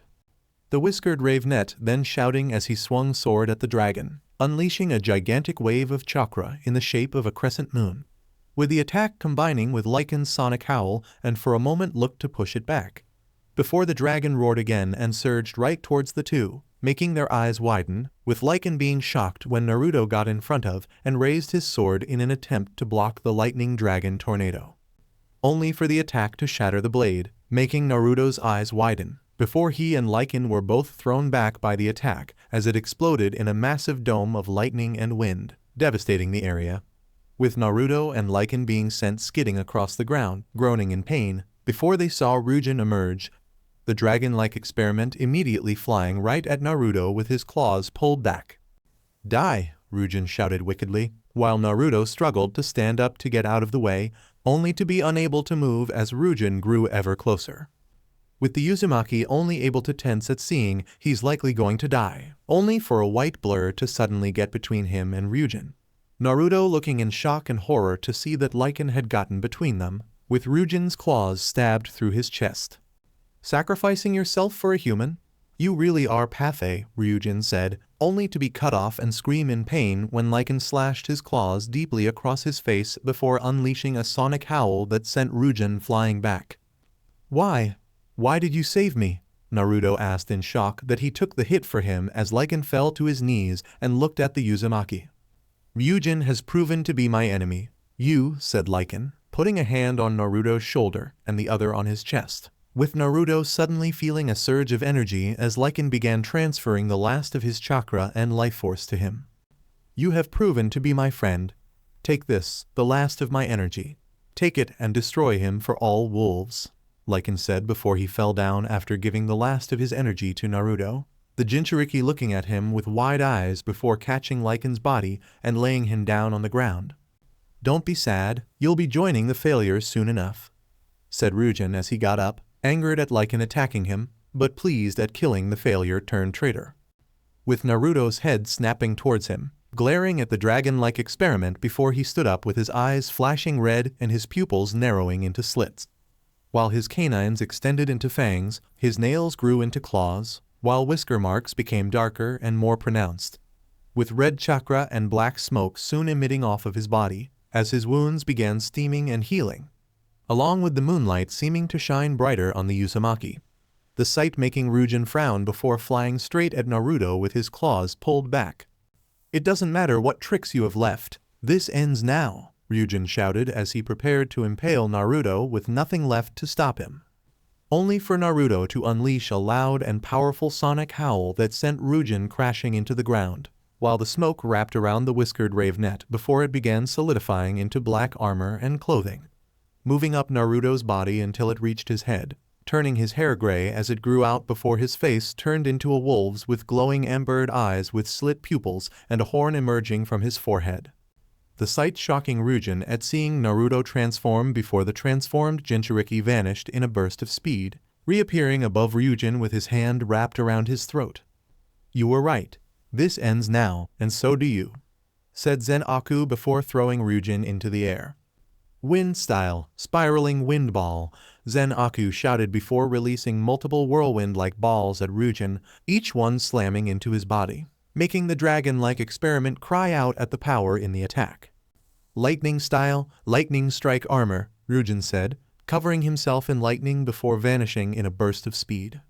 Appearing in front of Zen-Aku, Ruen tried impaling the Duke Wolf, only for Zen-Aku to grab his wrist and snap it, before he then stabbed his own claws into Rugen's chest and dragged them down to his abdomen before ripping them out, following by headbutting Ruen and slamming his foot into his stomach.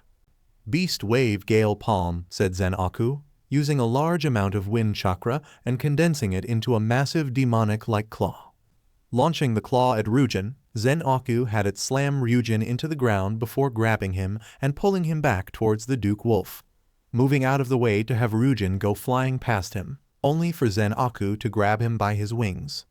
You won't be needing these anymore, Zen-Aku said before smashing his foot into Rugen's back, tearing his wings right off while the dragon-like experiment crashed into the ground, gritting his teeth at the pain and agony of losing his wings. You think you can insult me in such a way? That you could hope to defeat me? I am Ruen, I am a dragon. I can't be beaten by a half-breed mutt like you, Ruen shouted as he got up before gathering all of his chakra. Lightning style, false darkness, roared Ruen, firing a powerful beam of lightning right at Zen-Aku. Fire style, fox fire, Zen-Aku said, creating 10 blue fireballs before combining them together into a wave of flames, using much more chakra than usual to match Rugen's attack. The two attacks collided together, with Zen-Aku and Ruen pushing more and more chakra into their jutsu to overpower the other. Both attacks pushing against each other, until Rugen's attack started pushing Zen-Aku's back, much to his pleasure as he roared loudly, causing his attack to begin overtaking the Duke Wolf's own. making Zen-Aku grunt as he pushed more chakra into his jutsu as his feet slide slightly along the dirt. "Let's see how you like a taste of your own lightning. Wind style, shield of the wind count," said Zenaku, creating a barrier of wind in front of him, with his foxfire and Ryujin's false darkness colliding against it. Pushing all of his chakra into the barrier, Zen-Aku shouted as the combined jutsu were sent rushing straight at the shocked Ryujin at far greater speed and power, with Ryujin having no time to escape or dodge the attack, forcing him to raise his hands and try to block, only to be pushed back as he was overpowered the combined jutsu. "You may have been a dragon, Ryujin, but know that you were nothing before the Duke Wolf, Zen-Aku," Zen-Aku exclaimed victoriously. "And no, this can't be happening. No, Nuo," Ryujin screamed in horror and agony as he was consumed by the blast-off wind-enhanced fire and lightning, before he was incinerated by the attack. Once he could no longer sense Ryujin, Zen-Aku ended his jutsu before falling to one knee and panted heavily before he transformed back into Naruto. The Uzumaki panting, letting out a grunt as he stood up, seeing nothing left of Ryujin at all, before looked over at Lycan's body sadly and went over to it. "Thank you, Lyen," Naruto said, knowing he couldn't have won without his help, before going through hand signs. "Fire style, running fire," said Naruto, creating a stream of flames and had it hit Lycan's body to burn it, not wanting it to be used by anyone. Though for a moment, Naruto could swear he saw the flames suddenly turn pure white and transform into the shape of a howling wolf, only for the flames to quickly disperse. Before the Uzumaki soon collapsed, unconscious as his exhaustion, pain and fatigue finally caught up with him. Luckily being caught by a concerned Satsuki and Hinata as they, along with the rest of the Konoha ninja and Fu just arrived, looking around at the destruction around them in shock. "Naruto is certainly something else, isn't he, senpai?" Yamato stated at seeing the destruction caused from Naruto's and Lycan's battle with Ryujin, feeling proud at how far he's come. "Yes, he definitely is," Kakashi said proudly, knowing that Minato and Kushina would be happy at how strong their son has become. For him to be able to fight an opponent that powerful and win, Naruto's certainly going to go far, said Yugao, smiling at her student, before spotting the destroyed pieces of his sword, making her frown slightly. "And I'll make sure you get a new blade," Naruto Yugao mentally added, wanting to make sure Naruto had a stronger blade, one that wouldn't break. All while Kabuto looked around at the destruction in intrigue, along with not seeing any sign of Ryujin's body, showing Naruto must have completely obliterated him. To think he's still just a genin, and is already capable of winning against an opponent like Ryujin, even if he was in a weakened state from fighting Kimimaro. But is this Naruto's own power, or did it come from whatever caused his appearance to change? Either way, I'll have to make sure both Orochimaru-sama and Sasori-sama are informed of this, Kabuto thought, knowing that both his masters will be interested in learning about this turn of events. Opening his eyes, Kimimaro couldn't help but feel complete confusion at how he could still be alive, before noticing he was no longer within the cave he found. Instead looking up at trees with the sun shining through, and feeling himself lying on grass. Is this the afterlife? Kimimaro thought, wondering if this was the afterlife. "You're finally awake," said a familiar voice in surprise, making Kimimaro lift his head to see Kabuto leaning over him with green chakra around his hands and clipboard under his arm, before standing up. "Kabuto, I'm still alive then," said Kimimaro in surprise, not believing he's still alive after ingesting Ryujin's poisons and his illness acting up. "I'm actually just a shadow clone, the original sent to find you. And when I did find you, I assumed you were dead until I noticed you were still breathing. I've been looking after you for 3 days, running diagnostics. I was beginning to think you may have been in a coma or even been left brain dead after not getting any kind of response from you. I'm just surprised as you are to see you waking up, especially this soon. How are you feeling?" the clone asked, with the last Kaguya sitting up with a confused expression. "I feel fine. Better, in fact, better than I've felt in a long time." "Did you get rid of the poison?" Kimimaro asked, surprised and confused at how good he actually felt, while the clone shook his head. "I didn't have to. In fact, I didn't have to do anything, nor will I need to, as whatever happened, it's cured you, Kimimaro," revealed the clone, much to Kimimaro's shock. "What?" said Kimimaro in shock, but also hope, that his illness was really gone and he could once again be useful to Orochimaru. It's true, there's no trace of it or the poison in your body anymore. I originally assumed that your illness came as a result of your unique body structure thanks to your Kekkei Genkai, which is why I had no way of treating it given I had too little information. But now that I've had more time to study your body while you were unconscious, I found that it came as a result of the moss and mold you had been exposed to as a child, when you had been little more than a prisoner for the rest of your clan. The poison Ryujin used on you had combined with the components of Jugo's Kekkei Genkai within your curse mark has caused your body to mutate further, assimilating not only your illness but the poison as well, making it so your blood is quite literally toxic. Though whether this trait is something unique to you or able to be passed down to your descendants as a new Kekkei Genkai is currently up in the air, the clone explained, with Kimimaro looking at him in stunned silence. Before Kimimaro pulled a bone dagger out of his arm and sliced open his palm, looking in surprise at seeing his blood was now purple with a red tint, watching it drip onto the ground, killing the plants and grass it touched in seconds. With the Kaguya looking at in shock and disbelief, before it turned into joy at this ironic turn of events, that the two things that should have killed him have now become a new weapon for him to use. With Kimimaro falling back to the ground and letting out an uncharacteristic laughter at what's happened. Thank you, Ryujin.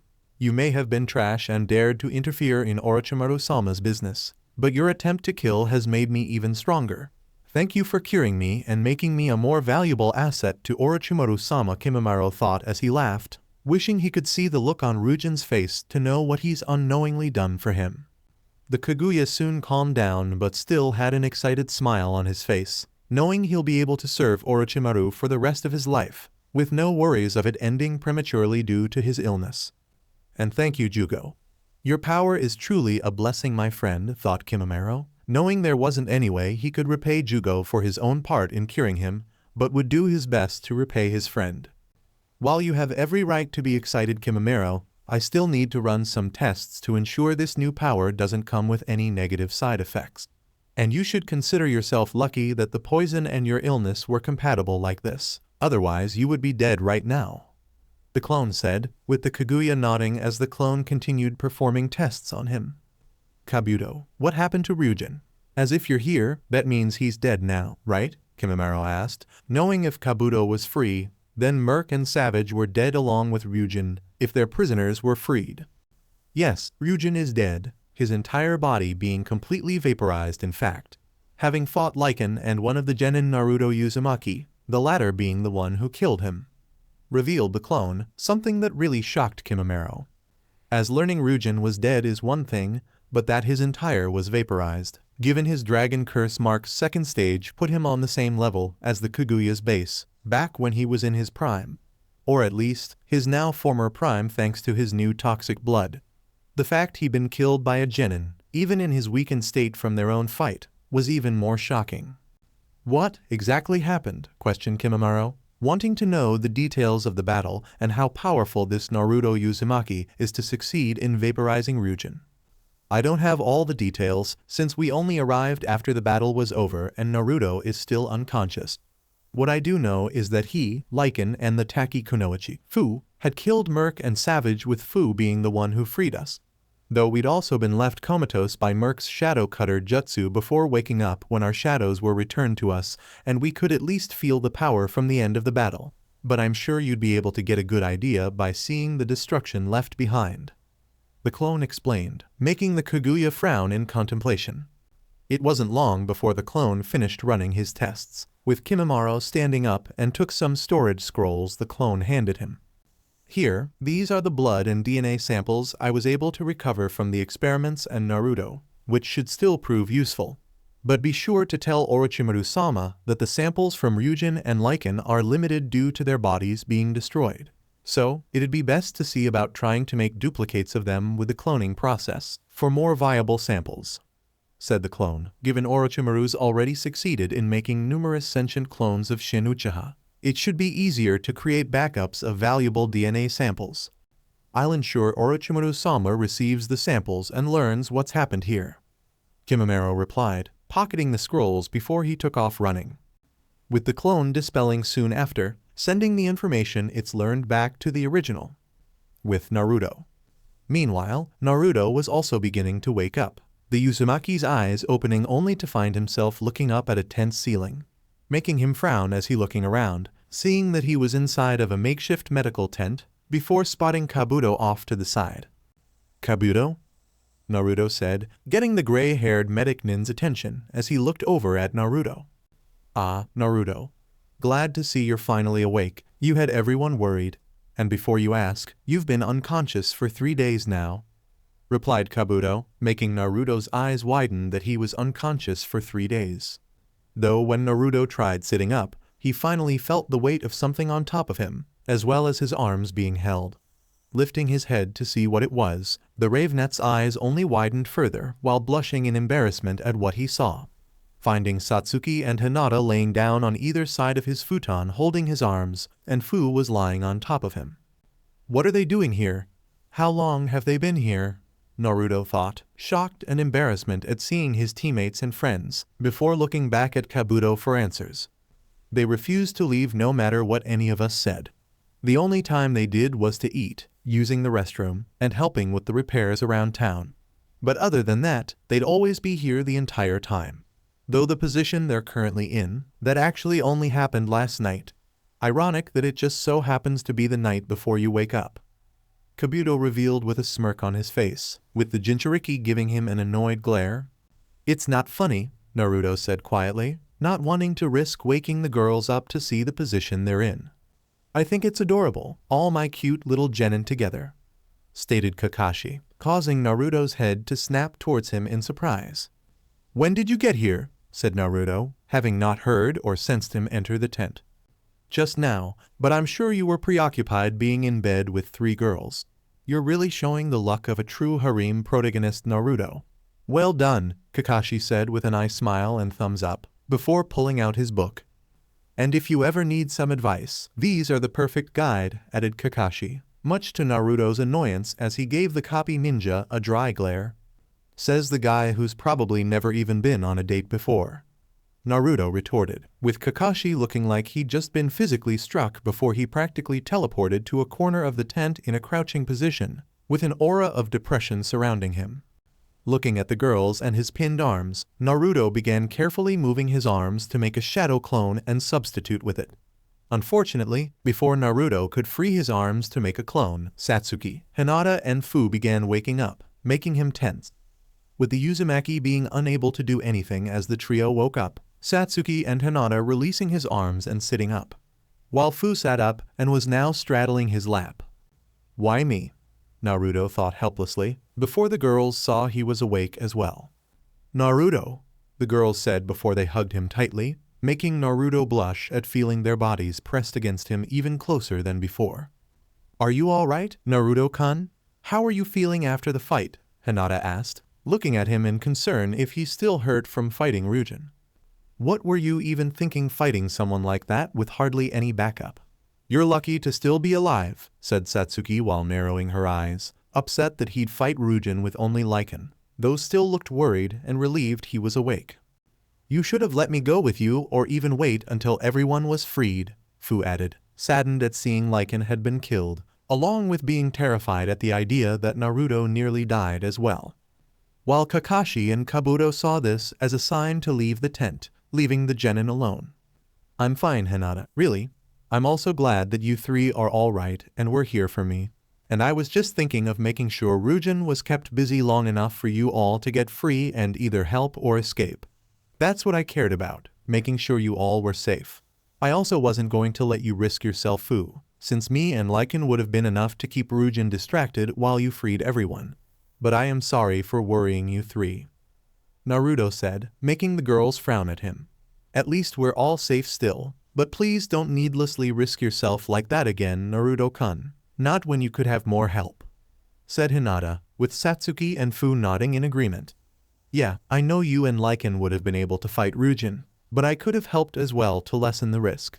So don't even think we'll let you run off to fight some powerful opponent alone," Fu added, swearing if they ever encounter each other on a mission again, she had no intention of letting Naruto fight someone alone. "And if you do try doing something that reckless again, we'll hold you down and force you accept our help." That, or tie you up so there's no chance of you running off alone," Satsuki stated, with Hinata and Fu nodding in agreement, none of them willing to let him needlessly risk himself again. "Well, you're already pinning me down, so you're halfway there," Naruto said, making the girls' eyes widen as they realized just how close they were to the whiskered ravenet. "Sorry," Hinata stuttered as she and Satsuki quickly moved away from Naruto, blushing at having been cuddling with him. "Yeah, we really didn't mean to do that," said Satsuki, embarrassment how she was pressing herself against him. Though they saw Fu was still straddling Naruto's waist with her face being bright red and a clouded look in her eyes, with Naruto soon gaining his own blush as realizing what was happening. "Fu, could you please get off?" Naruto asked nervously, snapping the greenette out of her trance. "Eep," Fu squeaked as she hastily fell off of Naruto's lap and crawled away, with Satsuki and Hinata soon realizing what happened as well. "We leave you alone and no now," Satsuki stuttered before she, Hinata and Fu ran out of the tent. Though the Uchiha and Hyuga still caught sight of the tent forming in Naruto's pants, much to their growing embarrassment. "Why me?" "Shut it, Fox," Naruto thought when he heard the Kyuubi laughing at him, only for the Biju to laugh louder. "Why? Your embarrassment gives me joy and entertainment," said Kyuubi as it continued laughing, relishing in watching its host's embarrassment. Dragging a hand down his face, Naruto sighed in annoyance and embarrassment, while mentally swearing to pay the Kyuubi back once he thinks of a way to knock it down a few pegs. Later, after calming down and getting dressed, Naruto exited the medical tent, finding dozens of other tents all set up outside of the destroyed town, making the whiskered ravenet frown at seeing the ruins, but was glad to see it slowly being built back up. Before he sat down with the girls for breakfast, none of the genin being able to look at each other with what happened earlier still fresh in their minds, but still ended up glancing at each other before quickly looking away. "I'm going to make them suffer," Naruto thought while glaring at Kakashi, Yamato and Kabuto, who all had amused smiles on their faces. "So, what happened while I was unconscious?" Naruto asked, wondering what happened after he lost consciousness. "We searched the experiment's hideout for anything useful before moving everyone out and back to the town, where we set up a camp before everyone got to work on clearing away the debris and ruins, along with repairing the few buildings that were still standing and in decent condition," replied Ibiki, with Naruto nodding at hearing this. "We've done what we can to help as well. Yamato-sensei has been a big help, since he apparently has the Mokudan," Satsuki added while looking at Yamato with narrowed eyes, given they saw how he restrained Ryujin when he attacked, making Naruto's head snap towards him. "You have Mokudan?" Naruto said with narrowed, suspicious eyes, while Yamato mentally sighed. "Yes, I do. It's not exactly something I like to telegraph given how bad it'd be if word got out to enemy nations and villages that Konoha had actually succeeded in recreating the Mokudan. But I'm nowhere near the Shademe's level, and it's very tasking on my chakra reserves. So I only use it as a last resort," replied Yamato. No, they couldn't keep his Mokudan secret after being forced to use it against Ryujin, but could at least make it seem like his ability with it wasn't on the level of restraining Jinchuriki. "Right," said Naruto neutrally, not liking the fact both his teachers had the two Kekkei Genkai capable of restraining controlling the Kyuubi and by default him. "Anyway, what happened against Ryujin, Naruto? Fu only told us the fight you had against the remaining two experiments, and we can only guess what happened against Ryujin with the destruction," Yugao said, quickly changing the subject back to the current topic. "After sending Fu to free everyone, Lyen and I went to face Ryujin and hold him off long enough until you all arrived to help. But when we arrived, it looked like someone had already fought Ryujin, leaving him in a weakened state, though he was still powerful enough to take us both on. Then, Ryujin used a powerful attack that blew us both away and destroyed my sword. He would have killed me, but Lyen took the hit and was killed. Though not before he transferred the last of his chakra to me, giving me the boost I needed to beat Ryujin, but it also left me drained afterwards," Naruto explained, making the others frown while Fu grabbed Naruto's hand while Satsuki and Hinata put their hands on his shoulders. "Did anything else happen? Anything that made you feel different?" questioned Kakashi, wondering if Naruto tapped into the Kyuubi's chakra during the fight. "There was something after Lyen was killed, and he transferred the rest of his chakra to me, though I don't know what it was," But it was really dark and animalistic. It felt like I just became a different person for a moment," replied Naruto while giving quick glances to Satsuki and Hinata, with both girls soon realizing he was talking about the mask rather than the Kyuubi. While the others believed he's talking about using the Kyuubi's chakra, unaware that Kakashi and Yamato were also aware of the mask. The two jonin glancing at each other, only growing more curious of what exactly the mask was and the power it's likely given Naruto. There's something else going on here. The way he worded it, it's not the Kyuubi he's talking about, but something else. But what, Kabuto thought while mentally frowning, knowing he's missing a big piece of the puzzle behind this new power that Naruto possesses. Later.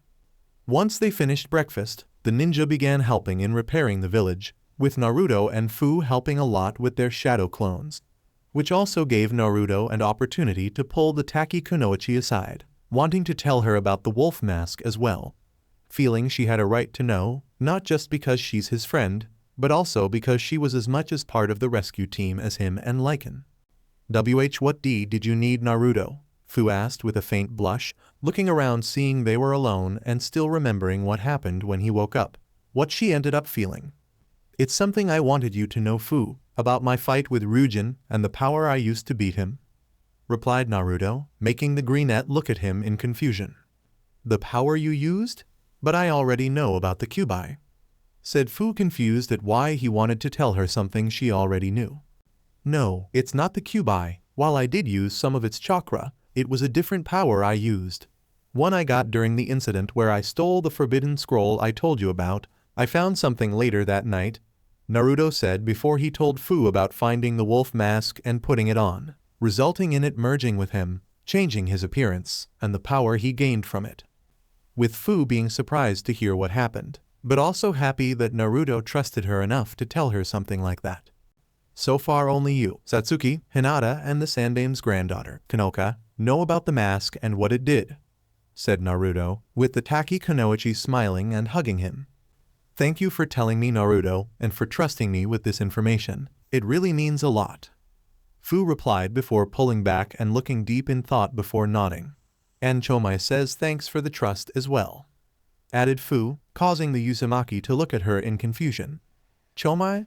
Wait, is that then Inabi? Naruto asked in surprise, while Fu nodded in response. Yeah, though it prefers to be called Lucky 7 Chomai.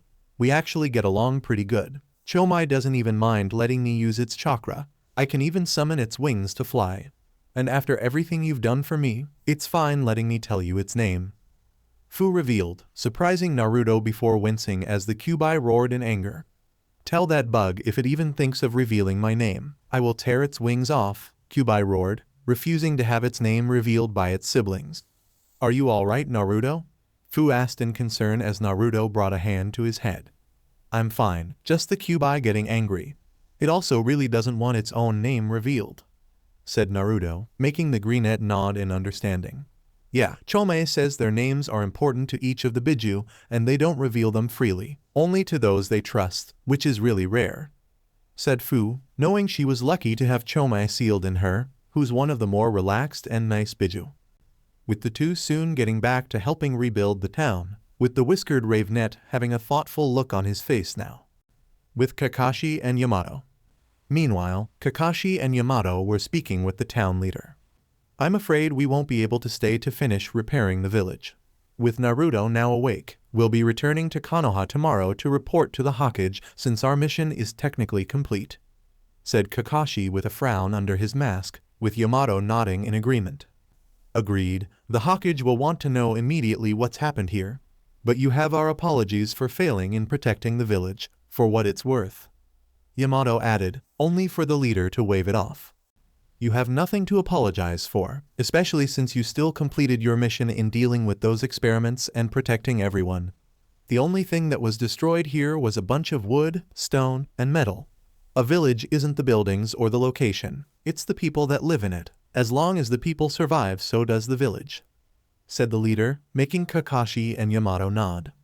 Wise words, and I'm sure you'll be able to rebuild in time, Kakashi stated, with the leader nodding as well. We will, and I'll be sure to have your payment ready when you leave tomorrow, the leader said before they went their separate ways to continue with the rebuilding. Time skip 1 day.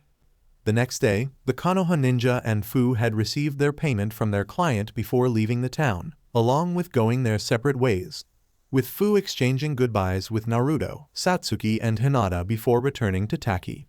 I hope Shibuki will be willing to let me take the Chunin exams in Konoha, thought Fu, excited at the chance to see her friends again and meeting the other people Naruto cares about. The Greenette soon reached the waterfall that acted as the secret entrance to Takigakure, jumping through the waterfall into the hidden cave behind it. Fu then dived into the pool of water and began swimming through the tunnels, eventually emerging in the lake in the middle of the village. Home sweet home, Fu thought, already feeling her mood dropping at being back inside the village. Though the kunoichi immediately went on guard as she climbed out of the lake, seeing the villagers weren't looking at her in hatred and fear like they usually did. Instead, they all had malicious and sadistic smiles, smirks, and some were even laughing openly about something. I don't like this, Fu. Something must have happened if they're acting like this. Be on guard and prepared to make a run for it. Chomai warned, not liking how everyone was looking at Fu and wanted her to be prepared to escape if something's going on. With Fu mentally nodding in response, not wanting to give anything away, before an Anbu suddenly appeared in front of her. Where is the rest of your team? The Anbu said, not seeing the rest of the ninjas sent with her arrive. Dead. The mission proved more difficult than we anticipated, and our means of contacting the village was destroyed. But the mission was able to be completed. I'll make sure to go speak with Shibuki-sama to give a full report, replied Fu, only becoming more wary as the villagers that heard her seemed to find her words amusing and start laughing. I'm afraid that will be impossible. Taki had been attacked by Suion and a group of other missing nin. Shibuki-sama fought them off to the best of his abilities, only to unfortunately die facing them, revealed the Anbu, much to Fu's shock and horror that Shibuki was dead. Now come, the council requires your presence, said the Anbu, motioning Fu to follow them, while the Jinchuriki's wariness kept growing at hearing this. It wasn't long before they arrived the village head's residence, with it not being anything spectacular, just a decent-sized wooden building with the kanji for waterfall above the entrance, while outside were a group of people that seemed to be waiting for them. Finally, you've returned, said one of the council members, all of them looking down at Fu, who regarded them warily. I didn't know Taki even had a council. Shibuki-sama never mentioned it, Fu said, not thinking Takigakure was a big enough village to warrant needing a council to help the leader run things. Of course you wouldn't know, nor would Shibuki mention us. It was only after the passing of his father that the Taki Council was formed, due to his confidence being shattered with how his father died. We gathered together in order to ensure Taki survived through Shibuki's cowardice, another council member said, making the Greenette clench her fists slightly behind her back. Meaning he was turned into a figurehead, stated Fu, angry at how they used her friend as a figurehead, but also devastated he's dead and that no one seems to even care, while none of them denied the accusation. If you wish to see it as such a way, then yes, Shibuki was merely a figurehead, ensuring the village still had the image of a strong and capable leader. Now enough, there is much else to be discussed with our new ally, said a council member before they went up to the building and entered, with Fu reluctantly following them. Though the moment they entered, Fu was once again shocked and horrified at seeing sitting on the raised dais where Shibuki and his father before him once sat was the snake Sannin, Orochimaru. Hello Fu, I've heard so much about you, Orochimaru said with a smirk, while the council members sat in 2 rows on the floor in front of the dais. What is this? Why is he here? Fu said, not believing they'd be willing to ally with Orochimaru, especially after she just had to deal with his experiments. Watch your tongue, girl. Takigakure has allied with Orochimaru and Tsunegakure in order to invade Konohagakure during the upcoming Chunin exams, said a council member while glaring at Fu. He has offered us the means to ensure that Taki shall rise higher than ever before, allowing us to one day stand as Konoha's replacement in the 5 great nations, another member added, which pleased the entire council at getting the chance to grow to such a level as rivaling the great nations. We in turn have provided Orochimaru with the information that a team of kunoichi we had sent to spy on Konoha years ago had acquired, said another council member. That simply leaves you, girl. You can either comply and assist in the invasion, or you will be forced to do as we command, before being discarded and replaced with a more submissive Jinchuriki once the invasion is over. threatened a council member, with all of them looking at her with narrowed eyes, with some even looking like they hoped she'd refuse. All while Fu couldn't believe what was happening, along with knowing she didn't have any hope of escaping due to Orochimaru's presence. Even if she managed to catch him off guard to escape, there's no telling if any of his followers were in the village waiting to capture her. Along with how this alliance alone showed her that Shibuki's death likely wasn't just an unfortunate accident, but that some foul play must have been involved, given how Orochimaru is already here, as if it had already been planned before Shibuki was even killed. I don't really have a choice, Fu thought before steeling herself and bowed to the council and Orochimaru. I am a loyal Kunoichi of Takigakure and will do anything the honorable council asks of me, said Fu, much to the council's pleasure at the Jinchuriki knowing her place. None of them knowing the Greenette was simply playing along as a means to gather as much information as she can on the invasion. And once she has everything she needs, Fu fully intended to defect the first chance she gets. Given she's lost the only tie she has to Taki and has no other reason to remain in the village. And Fu refused to let anyone hurt her new friends.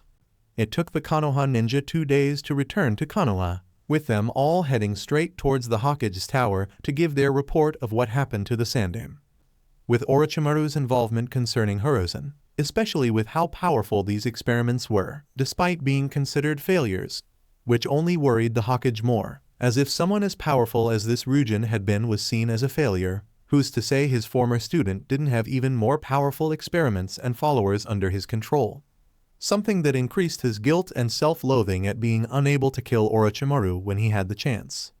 Well, I am pleased that you all were successful in completing the mission and eliminating Ruen before he could become an even greater threat, Sarutobi said, with the ninja nodding in response before he pulled out a storage scroll. And Genin Kabuto Yakushi, you showed great skill and understanding in the information you gathered from the deceased experiments, as well as being able to remain calm under pressure during the attack. I believe you've more than qualified to advance to the rank of Chunin, said Sarutobi, handing the scroll to Kabuto, who took it with a smile and gave a bow before unsealing it to show a flak jacket. I'm merely pleased that I was able to do my part, Hokage-sama, and I'll do my best to prove myself deserving of my new rank, Kabuto replied, knowing his new rank will provide him several new advantages and ways to gather information. I'm sure you will. Now all of you are dismissed for the time being to rest and get settled back into the village, Hiruzen said, making the ninja bow before exiting the office, pleased at being back in the village. With Yugao and Ibiki immediately taking off after they left the tower, while Kakashi and Yamato turned to their students. I'd say after that mission, you've earned a break from training. You're welcome to take the next couple of days off to either relax or train on your own, Kakashi said, with Yamato nodding in agreement. Agreed, we'll inform you once we're back to our usual training and taking missions. Hopefully ones that will involve less danger and life-threatening situations, said Yamato, only for the rest of Team 7 to look at him blankly. If you just jinxed us by saying that, you'll be the human shield, Naruto stated, with the female genin and even Kakashi nodding in agreement without hesitation, making the Mokiden user a little nervous that they were serious. Alright, my bad, Yamato said hesitantly before he and Kakashi left as well, leaving just the genin and the new Chunin. Well, since you three have some time off now, if you're still open for the chance to learn medical ninjutsu, I can take you to the hospital now so you can get started, offered Kabuto, with Satsuki and Hinata turning to him. Yeah, that'd be really great, Hinata replied with a smile, eager for the chance to learn medical ninjutsu, with Satsuki feeling the same. Great. And what about you, Naruto?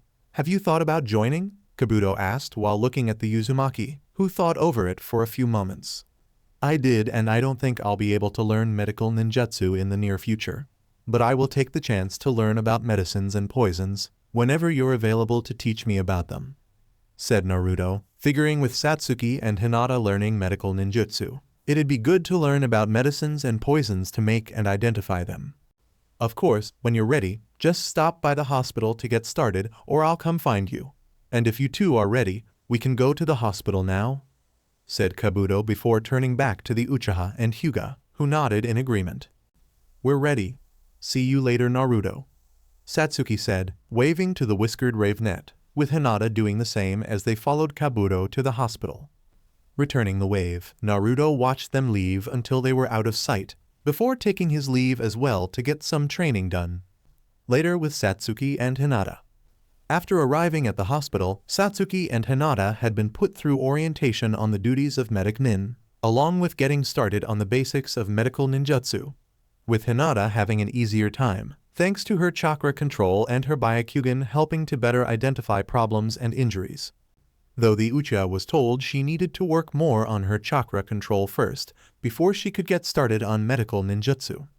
That was a pretty good first day. Hopefully we'll be able to start using what we learn on missions soon enough, Hinata said as they left the hospital after finishing their orientation. You'll be able to start learning medical ninjutsu and using it on missions soon enough, while I still need to work on my chakra control, said Satsuki, a little annoyed that she needed to work on her chakra control first, while the blue net was able to get started right away. I'm sure you'll start learning it soon as well. After all, your chakra control is already pretty good, so it shouldn't take too long for you to get to a good enough level, assured Hinata, making Satsuki nod since her chakra control has gotten better since they started training together. Though not long after they left the hospital, Hinata stopped when she saw Kurenai walking ahead of them, making the Hyuga smile at seeing her caretaker and big sister figure. Kurenai, Hinata called out, getting the Jonin's attention, turning to see who it was before smiling when she saw Hinata. Hinata, I heard that you were out on a mission, but I'm glad to see you back and that you're safe, said Kurenai, walking up to the two genin before turning to Satsuki. And you're Satsuki, it's nice to officially meet you, Kurenai said, holding out her hand, which Satsuki shook and nodded at the woman. You too, you're also the Jonin sensei for Team 8 with Shino, Sakura, and Kiba, stated Satsuki, remembering when Kurenai came to the academy to collect her students. That's right. They've been very well so far. We've even completed our own C-rank mission a few days ago. Though right now, Shino and Kiba are training with their clans and Sakura's training with some genjutsu I've been teaching her, said Kurenai, pleased at how her students have been progressing, with Sakura having shown she really did have a talent for genjutsu. And with her chakra control, the Jonin has been thinking of having her work at the hospital to learn medical ninjutsu as well, knowing it'd be good to have a medic on the team. You know genjutsu? Satsuki asked, intrigued by this, while knowing there weren't many genjutsu experts in Konoha, given how they required precise chakra control and not being very popular for ninja to use. Given most ninja preferred ninjutsu that caused actual physical damage rather than mental damage or taijutsu to fight up close and personal. Yep, I'm actually considered a prodigy at it, Kurenai replied, a little prideful at her skill in genjutsu and considered Konoha's #1 user at it. That's pretty cool. Do you know anyone else in Konoha that uses genjutsu? Asked Satsuki, since it'd help her learn more genjutsu by having someone to train with, and she didn't want to take Kurenai away from her own students to train her. Though the Ravenet frowned when the genjutsu mistress flinched at her question, and quickly shook her head. And no, I don't know anyone else in the village that focuses on genjutsu, said Kurenai, unable to help but think of her first student, who had unrivaled skill and talent in illusions. Kurenai, do you think we'd be able to spend some time together? Since it's been a while since we've seen each other, Hinata said, wanting to take the chance to catch up with Kurenai, with the woman nodding and smiling at the blue net. I'd love to, Hinata. I'm sure you have a lot to talk about, Kurenai replied, happy at the chance to spend with Hinata, making the blue net smile happily before turning to Satsuki. I'll see you later, Satsuki, all right? Said Hinata, the Uchiha nodding in response. Yeah, see you, Hinata, and take as much time as you need, Satsuki said, waving at her teammate before turning to leave, wanting to get some of her own training done.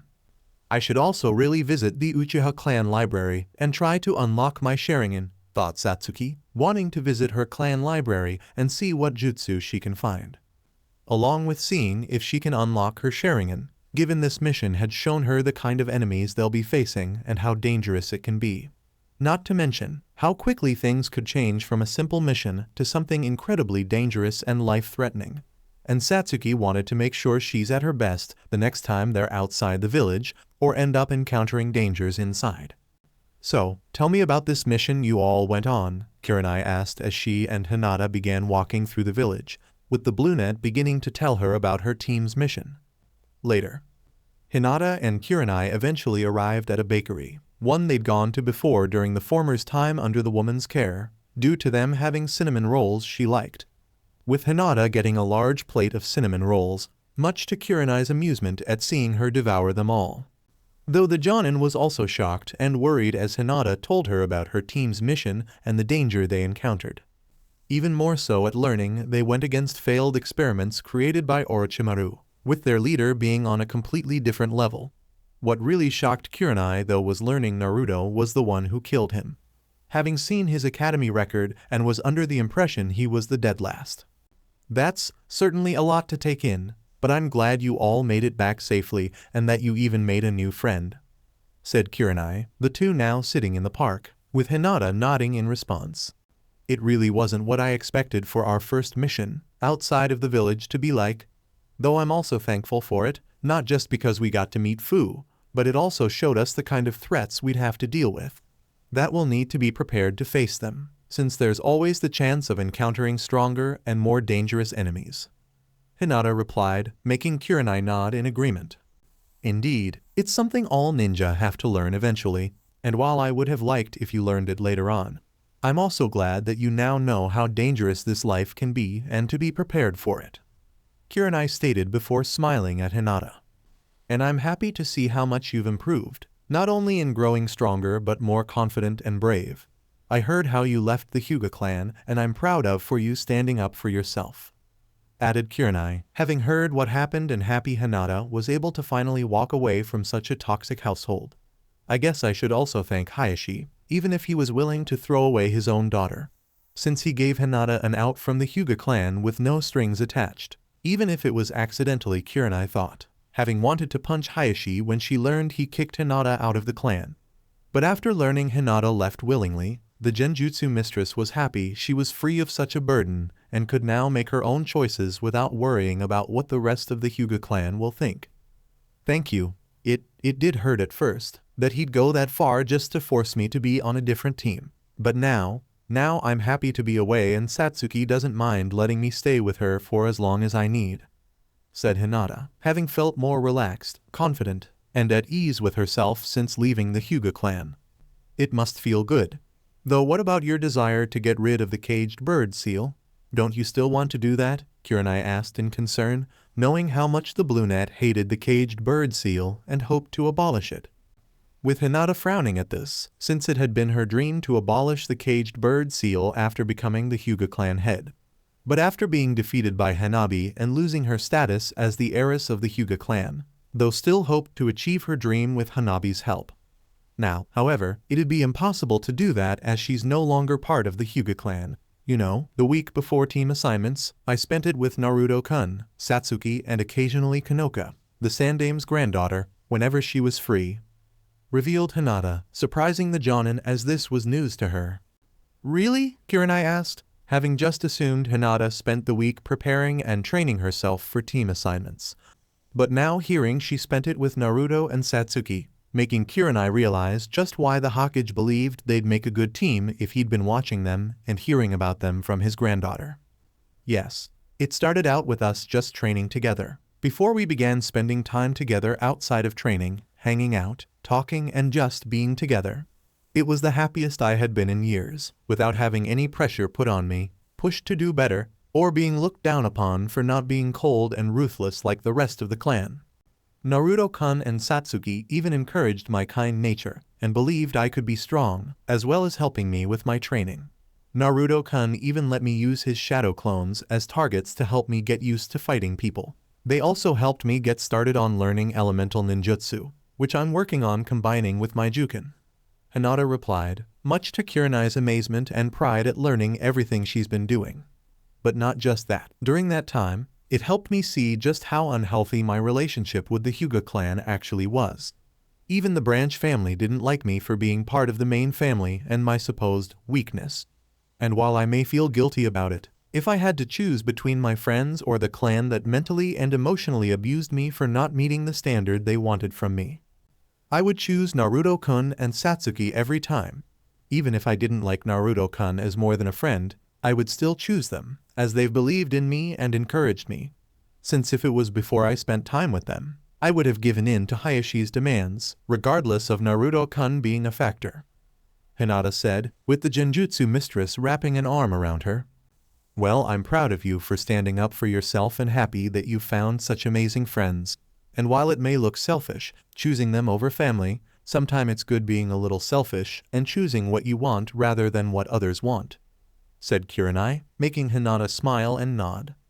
With Kurenai also thinking over what Hinata just told her, particularly about everything she said about Naruto, both what he did on the mission and what he did for her during their time together. Still finding it hard to believe the dead last of the academy could defeat someone as powerful as this Ruen was described, and that he was able to help Hinata get to where she is now, improving her strength and confidence in just a week, to the point she could stand up to Hayashi. Having just passed him off given his academy record, personality and attire, thinking he was just a child pretending to be a ninja. Now hearing how much he's changed and grown in such a short amount of time, it astonished Kurenai. I guess there's a lot more to him than I originally believed, Kurenai thought, intrigued to find out more about the Uzumaki. Before she also felt a familiar guilt building up inside her, thinking about another child she may have misjudged and passed off. Now wondering if she should have tried harder or done more to help her, instead of taking away her dream and sealing her power away. I suppose that's two kids I didn't give enough credit to, thought Kurenai, sighing, while getting Hinata's attention. Is something wrong, Kurenai? Hinata asked, noticing her downcast expression, making the woman quickly shake her head and smile. No, just thinking it'd be interesting to meet Naruto myself. Given everything he's done, it'd be nice getting the chance to thank him. Kurenai replied, being honest in wanting to thank Naruto for helping Hinata, along with wondering if she still had a chance to fix a past mistake. With Satsuki. Meanwhile, Satsuki was within the Uchiha clan library, gathering scrolls on ninjutsu, both elemental and non-elemental ones, as well as having found 2 scrolls for Kenjutsu styles called Itoryu and Nitoryu. I'm sure Naruto would like to learn this Itoryu once he gets a new sword. With it and the Nitoryu also being perfect with my own blades, as well, Satsuki thought, intending share the Itoryu scroll with Naruto, while keeping the Nitoryu scrolls for herself, wanting to have a style to use for her twin swords. The Uchiha having avoided using them during the mission, given she didn't really have a style for them and wanted to avoid making a mistake that had cost, along with not combining them together as a bow given with the enemies they were facing. It'd be unlikely she'd have been able to hit one of the experiments, not unless she had her Sharingan to track their movements. Now though, she'll be able to learn Nitoryu for a style in using her twin blades and Itoryu for when she only uses one of them. With Satsuki also grabbed some Kyujutsu scrolls as well to better train in using her blade's bow form. Once she had all the scrolls she wanted, Satsuki went to leave to get started on her training, only to stop when she spotted some scrolls that had been put away from all the others. Curious of what the scrolls were, Satsuki went over to them, her eyes widening when saw what some of the scrolls were. After image clone, Uchiha style, Dance of the Sun Halo, Fire style, Burning Circle, Crow clone, Clone Great Explosion, Ephemeral? Satsuki thought in surprise, recognizing all the jutsu as ones that Itachi and Shisui had used and created. Not expecting to find these here, but also couldn't complain as she grabbed them as well. Though Satsuki was reluctant to take Itachi's, not wanting to learn the same jutsu he uses. But she also couldn't deny that he's a powerful combatant and has likely learned more powerful jutsu since the massacre. At least this way, she'd have her own surprises in store for him, and have a good idea of what to expect as well. With Naruto. Naruto stood in an empty training ground, grunting as he channeled chakra into his hands before swinging them, only for nothing to happen. The Uzumaki repeating this a few times, getting more annoyed when now chakra blades appeared. Okay, maybe try the chakra wolves, thought Naruto before flaring his chakra around him, trying to mold it into the shape of wolves. With the whiskered Ravenet having been working on recreating the techniques he saw like in use as a means to honor the wolf-like experiment, only to fail each time he's tried, being unable to create a sonic howl, chakra blades, and felt he wouldn't be able to create chakra wolves either. Maybe if I transformed into Zen-Aku, thought Naruto, currently under the impression that he may need to be transformed to use these jutsu, before closing his eyes and began concentrating. Thinking of when he transformed before, what he'd been feeling then, Naruto flared his chakra again and began visualizing his transformation. Seeing himself turn into Zen-Aku again, gritting his teeth as he could feel it inside himself. Before opening his eyes and panted lightly, seeing he hadn't transformed or even changed a little. Guess I can't transform into Zen-Aku at will, just yet, Naruto thought before sighing as he went to sit down and take a break, only to stop when he saw Yugao appear in a swirl of leaves.